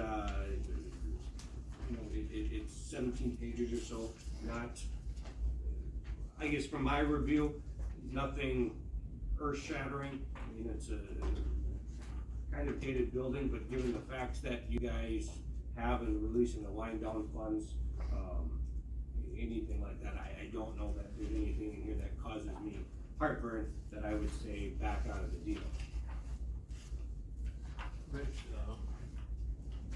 there's a connection between the existing hospital and the clinic building, and well, one part of it gets torn down, is it, can that be, it can be closed off somehow or another, is there a provision to do that? This didn't refer to that at all. That is correct that that's there, but I believe they were built at separate, or this was built after that, so I'm no construction person, but I believe they can fix that when it's gone. So, just keeping you guys informed as we progress. If there's anything in that inspection report that, again, the only defect that he states in there is a safety concern is the west side stairwell. That's on page 16 of 17. That upon, if the county does acquire it, that's the thing that, other than deferred maintenance and things like that, and the siding's not tremendous out there. Again, it's a 40-year-old building or 35-year-old building, so. Is it a bowling? No, I mean, they can't, unless, if somebody does not want to proceed with the purchase of this, Marshfield Clinic Health System building, based upon this report, then a motion would be in order to terminate the purchase agreement with Marshfield based upon the inspection report. The inspection report was sent out, In the packet, I believe on Thursday or Friday. No, I So, emailed it to you Monday. Separate. Oh, was everybody satisfied with these? Tom's Oh, Tom. Thank you, Mr. Chairman. I got some questions.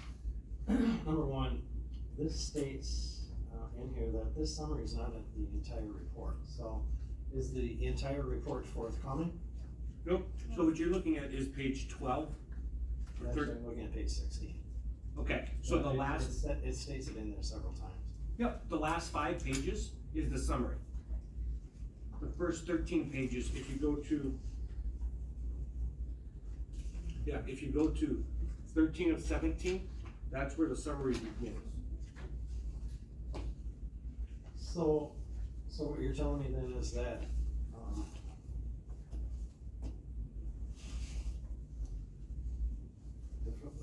the first 13 pages is the final report? Is the condition assessment that he did, yes. Okay. Alright, so, you saying that you're not seeing anything earth shattering there? Which, if we look at this as a saleable property, probably not. But suppose, just throwing this out there, suppose the county decides to utilize this building for their own purpose.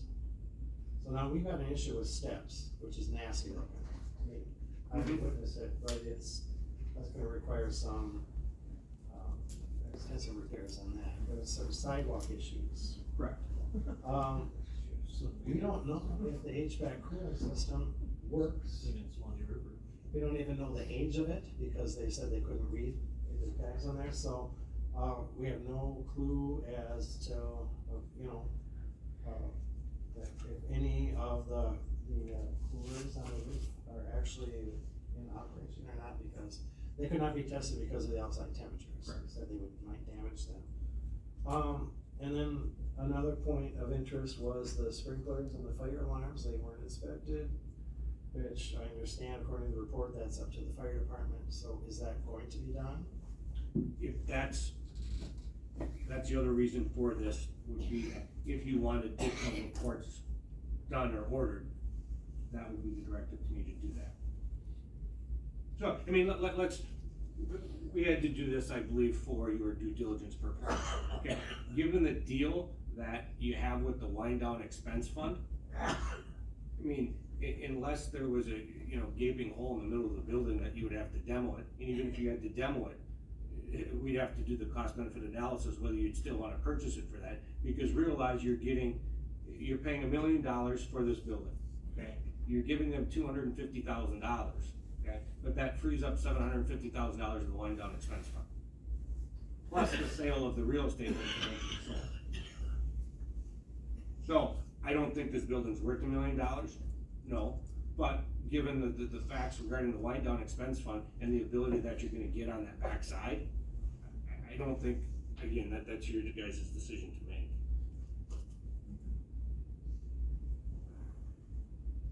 Any other thoughts? If not, Mr. Hauser. I just wanna comment as far as, comments, questions on the air conditioning units on the roof. I went out to that building last week, did a walkthrough. I think Al was along.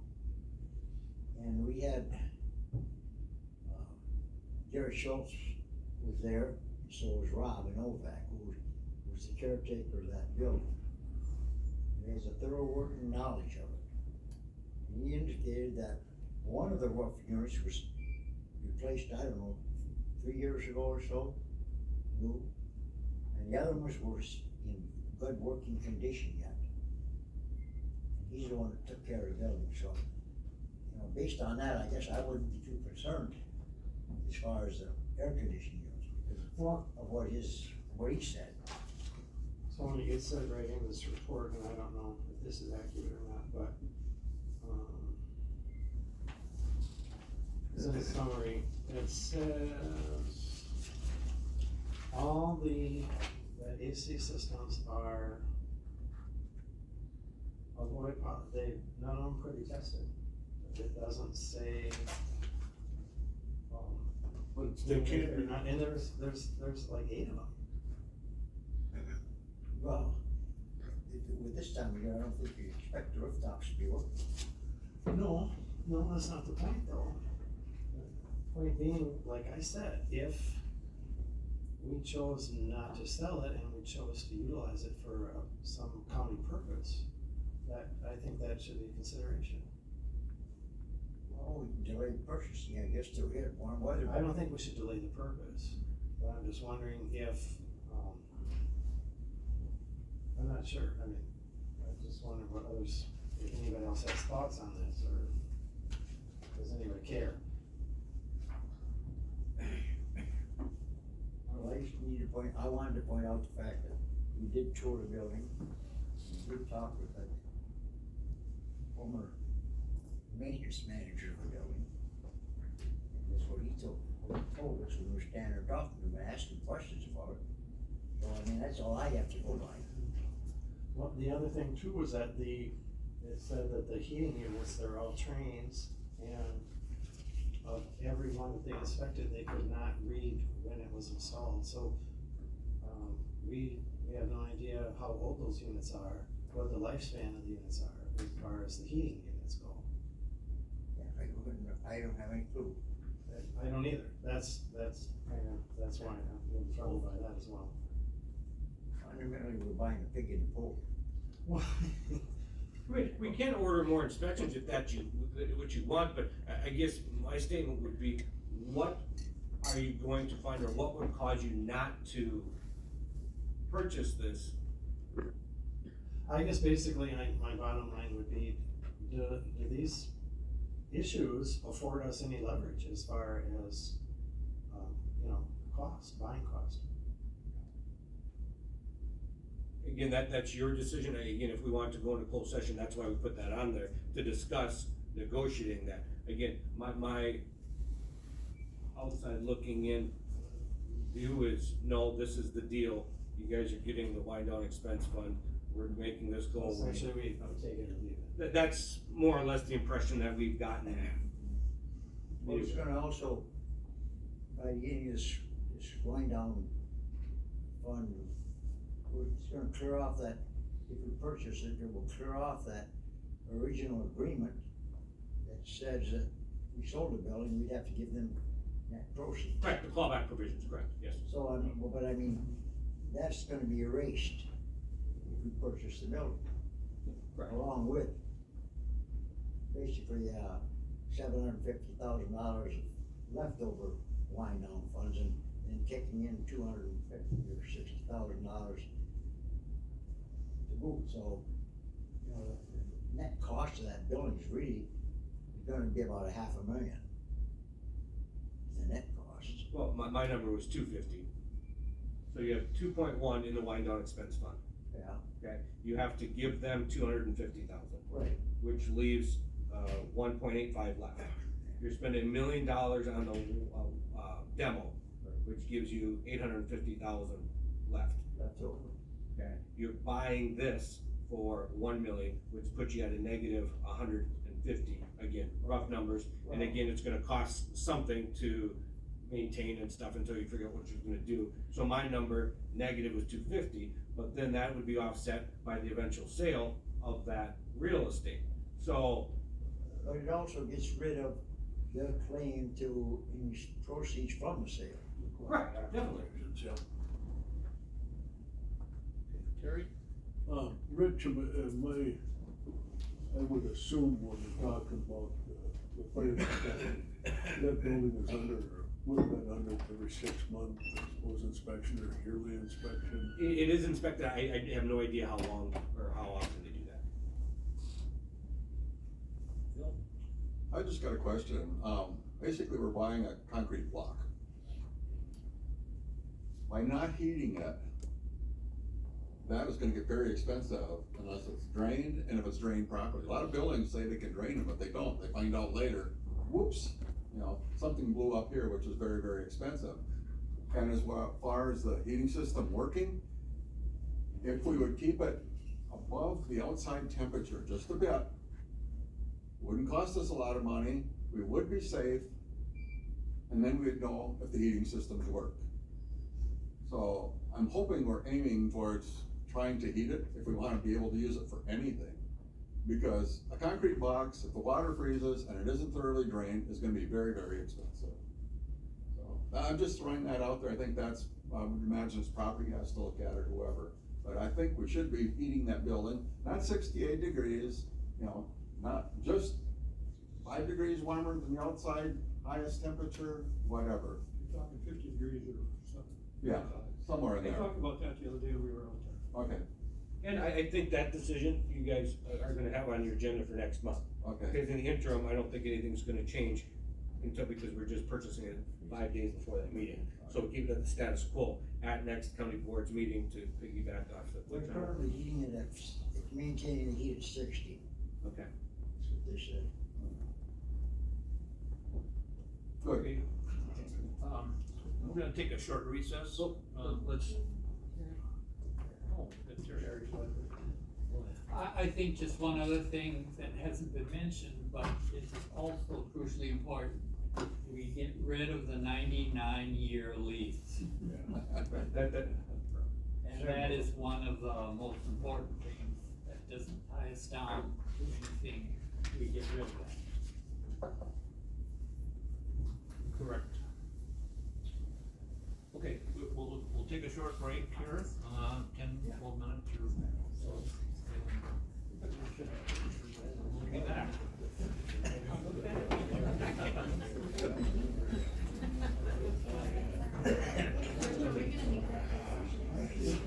No, that issue's done. Hey, no more than 2 of you guys in there.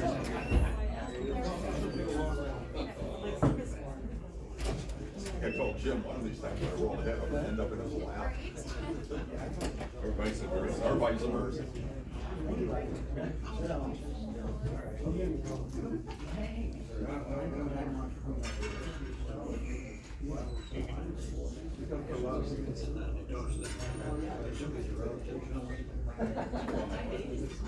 You know, that's what. Jimmy, you want anything? Jill? Your banana. Jill? Right.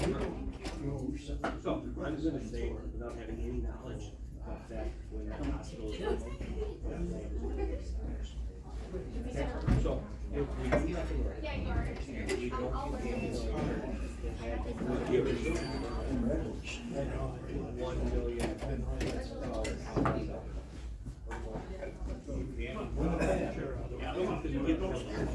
ambulance that had the original $1 million. But we only have to give that, so the first million will have to be that, we already spent that.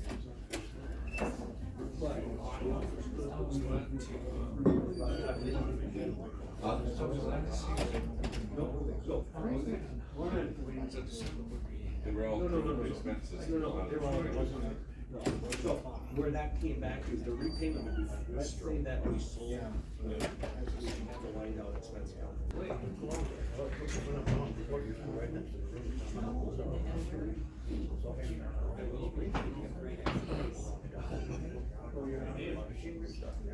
In your world.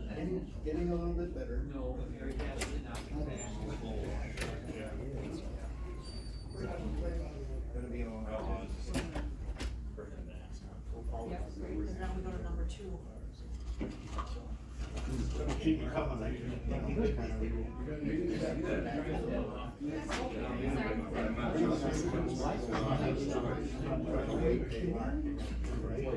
Oh, yeah. We talked about this. Said it. Yes.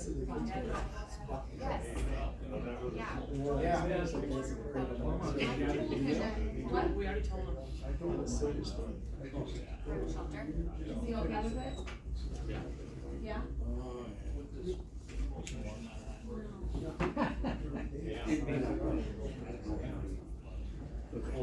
You're welcome, Mr. Meyer.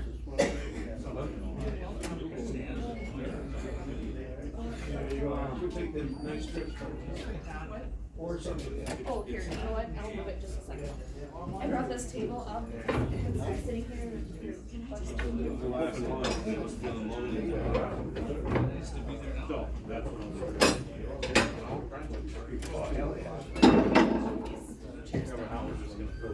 Well, they can slide down, I had to slide it down, so I can get that table.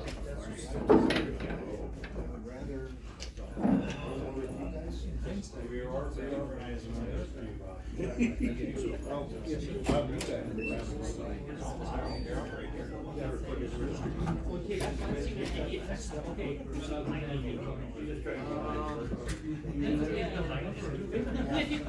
you have to mail a copy of that. Yeah, I asked him, I asked Scott, if you need this. That's it. We'll talk about that later. Yeah. You're busy with this. I think it's gotta go. Don't go back. Okay, thank you. Yeah, that'd be scary. Hey, Bill, so you want an assist? You want an assist? Okay, yeah, then go ahead and do it. What a bad adventure, actually. Fast. Right there behind you. Bill, right there. Thank you, Phil. Write that down, this is a good one. Bill. 2 times? Okay. Well, I'll do it. Because I'm not here. How long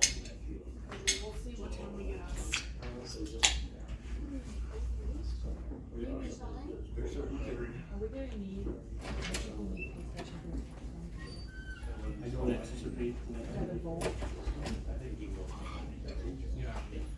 so what I gotta do. Sheldon? Yeah. I don't think people may, but I don't know. So here's what I have to do, when you do that, I have to dig into this system and move it. Give me just a little money.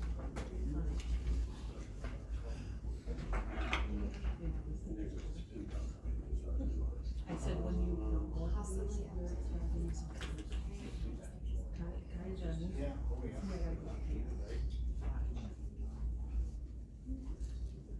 I actually have to go in here.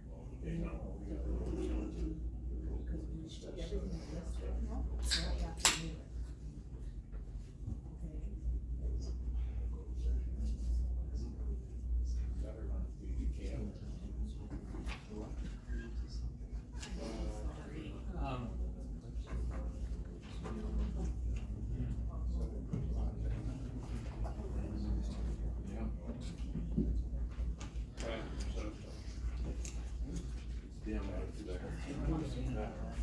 Is it calling your name, Jim? Is it calling your name? I just want to make sure.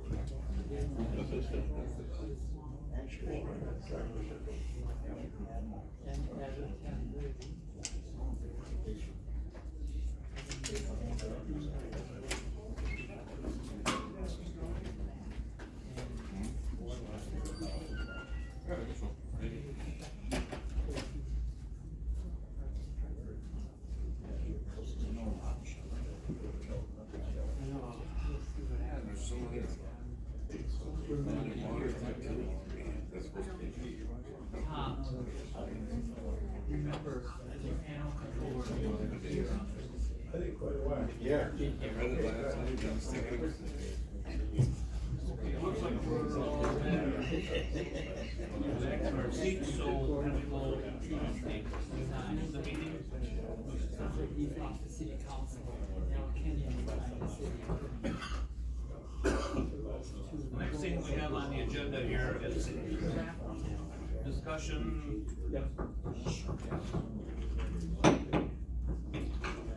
The next thing we have on the agenda, discussion possible motion to sell the following lots in Sheldon. I'm not gonna read you all the numbers, but there's 4 lots in Sheldon, and there is a letter in your packet from Tractor Central, which offered to purchase those 4 lots. So, we need a motion actually to go ahead with that purchase, so if we can have a motion and a second. Got a motion by Phil Undershoots and second by Mark Schmidt.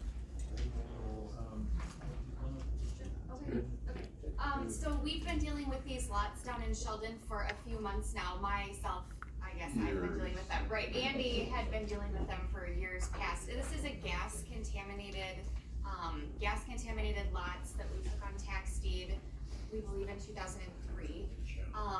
The DNR wants this site cleaned up and closed out, so they started contacting me, about a year ago. We, authorized the property doing a round of sampling and then closing out, abandoning those monitoring wells. Well, with the sampling, 2 of the wells came back with detectable amounts. 1 of the wells the DNR was concerned with. So 8 of the wells have been abandoned, 2 have not. The DNR did order another round of sampling at a cost of $1,750 to do that sampling and then abandon the remaining wells and then do all of the closeout paperwork. Comes to an amount of about $10,000. We're working with Dave Larson from REI, that's who we contracted with. So the potential, liability hanging out on these lots is about 10 grand. During the process of having all of this work done, of course, I had to reach out to Tractor Central because right now they are parking equipment on those lots. So we had to contact them. I asked Will if he could, help us get that equipment off those lots. He even generously offered a skid steer to scrape the gravel away from where some of those monitoring wells were. So that kick-started the conversation of, hey, Tractor Central would really like these lots. Right now we've got some of our bigger equipment down the street. We'd like to centralize our operations here. Main Street in Sheldon, have everything in one location. Would you be interested in entertaining an offer? So I talked it over with Rich, we said, yep, go ahead, let us see what you've got, we'll bring it to the board. So this is what they came back with, $1,000, but they will also assume all of the remaining liability on the cleanup of that site, which again is about 10 grand. So that releases us from having that 10 grand. So, on this, here would be the point that if you want to propose or entertain a counter offer, we should do that in closed session, so we don't make the world known what our counter offer is.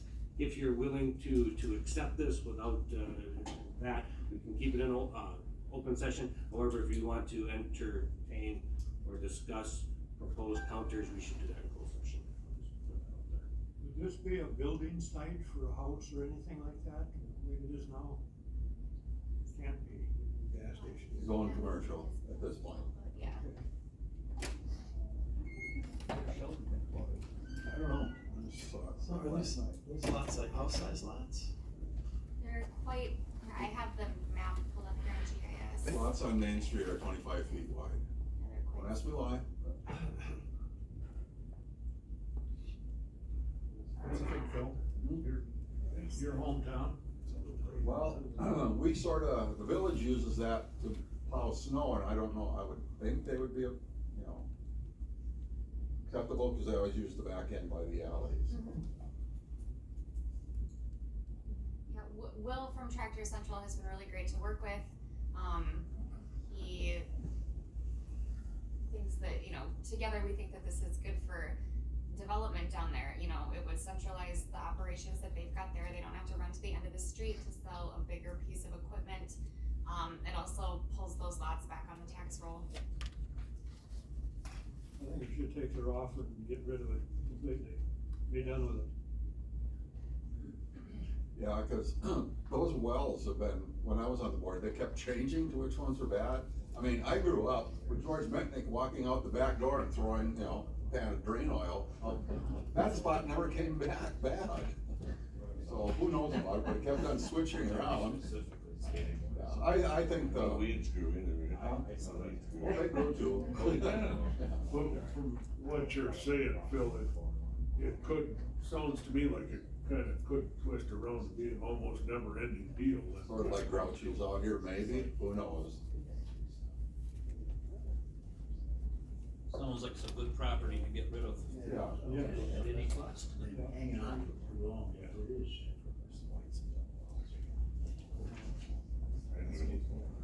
And Tractor Central has definitely invested in the village of Sheldon and Rusk County. So, they're there to stay, at least for now. You need a motion to accept their offer, It's already done, we just need a vote.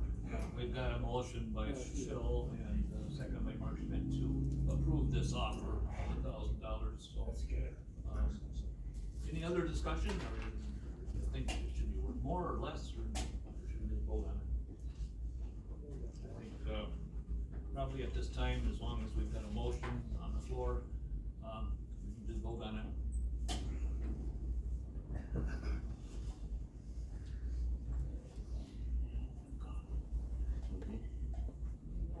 Vote is unanimous, 18, so we'll move ahead with that sale. The next thing, consider employee compensation for assistant forest administrator. We would need a motion to adopt or to bring on the floor. A motion by John Undershoots and second by John Philip. Somebody wanna take that? Nope, And I don't know if we need a closed session on that or not, so. I think we want to go to closed session on that one. Yeah, there's a motion on the floor. Okay, this time then, to consider employee compensation for assistant forest administrator pursuant to Wisconsin Stats 19.5, paragraph 1, paragraph C, for considering employment, promotion, compensation, or performance evaluation data of any public employee over which the governmental body has jurisdiction or exercises responsibility. So we have a motion. Now we're just voting on that session. Motion to go into closed session is,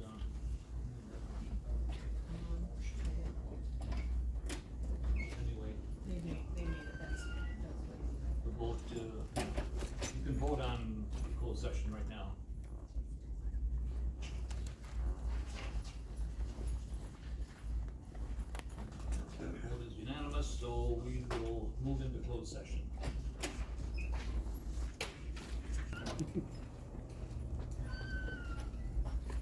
Okay, now we need a motion to approve the proposed increase for The motion would be to approve the wage increase of $33.67.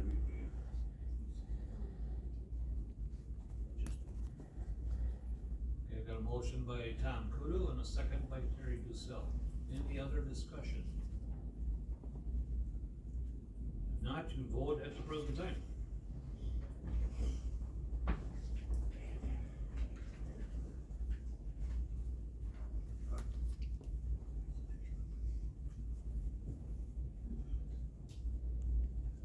We have 14 yes and 4 no, so the request is approved.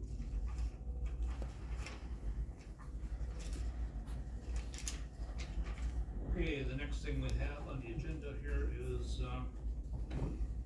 approval of the resolution for stipend for facilities manager. Is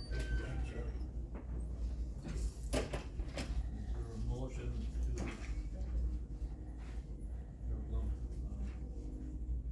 Motion by Phil Understoots and second by Mike Raven.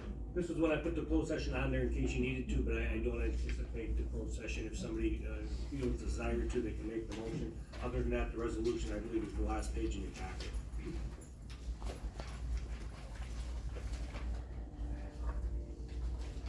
So we can make a motion. If you want to discuss it, I would so move on that. We'll go into closed session. I would like to go into closed session. Okay, got a motion by Jim Meyer to go into closed session. Is there a second? No, the closed session has to be rolled.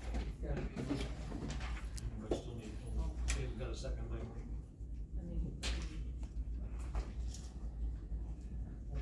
Okay, we got a motion by Jim. I would second it. Had a reason. Right, so I just heard. Okay. Is there a second to go into closed session? Secretary Dussel. I'm gonna read that, I suppose. Closed session announced by chair, consider employee compensation pursuant to Wisconsin Stats 1945, paragraph 1, paragraph C, for considering employment, promotion, compensation, performance evaluation data of any public employee over which the government body has jurisdiction or exercises responsibility. I will, I gotta do roll call.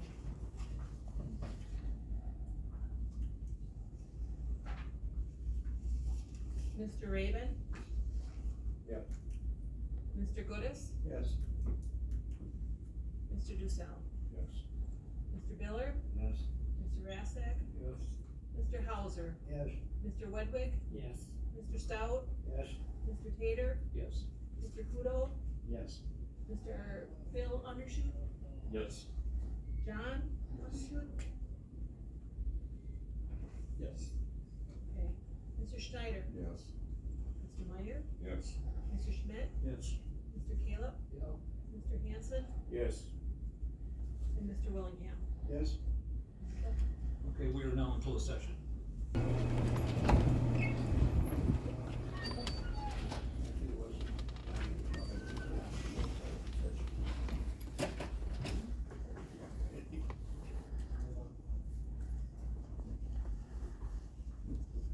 Okay, we're back in open session. We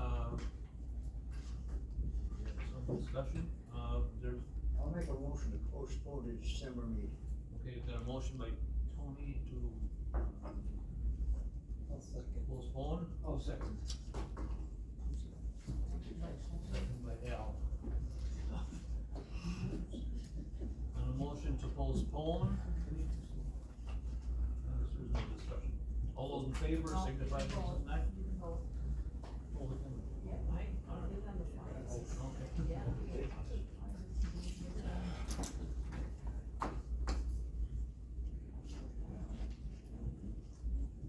Okay, the motion to postpone is 18 yes, so it's unanimous. It'll be on next month's agenda. Are there any announcements? Yes, I have some announcements.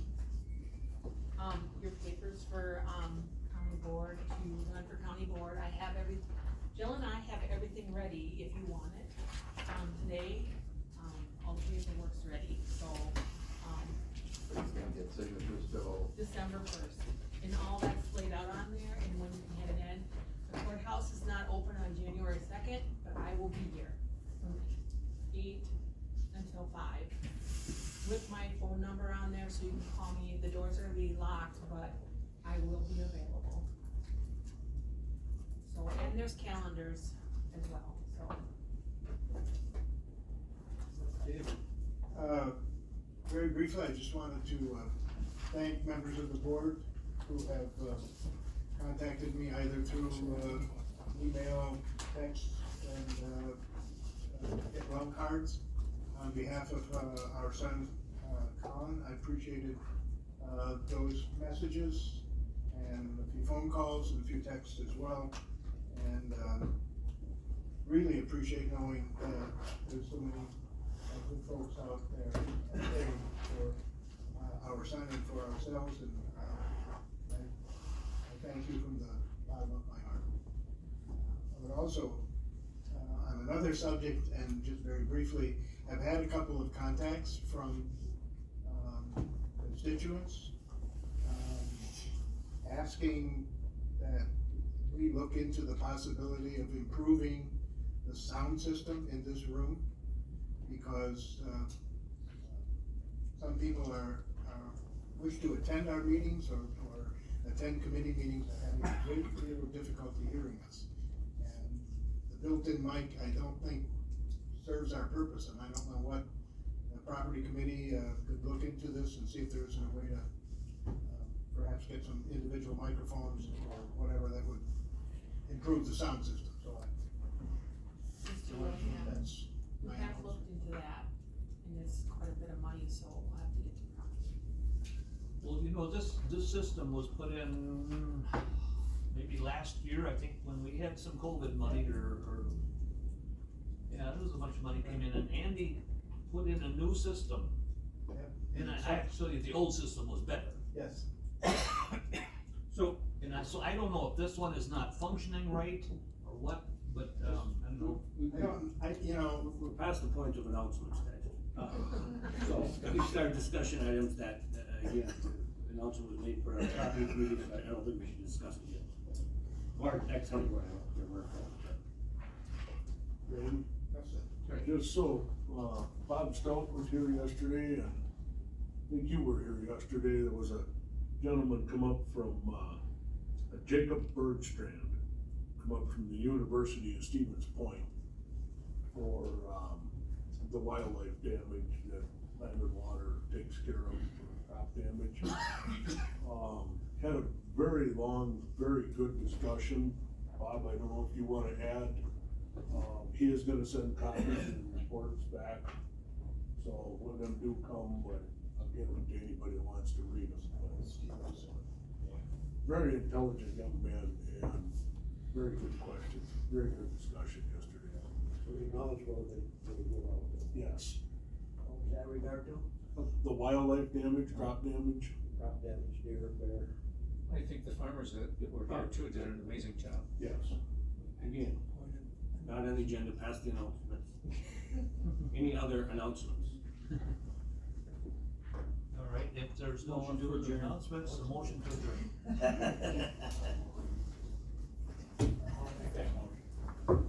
Second. Mike, I'll second Randy. second by Jim. All those in favor of adjourning, signify by saying aye. Aye.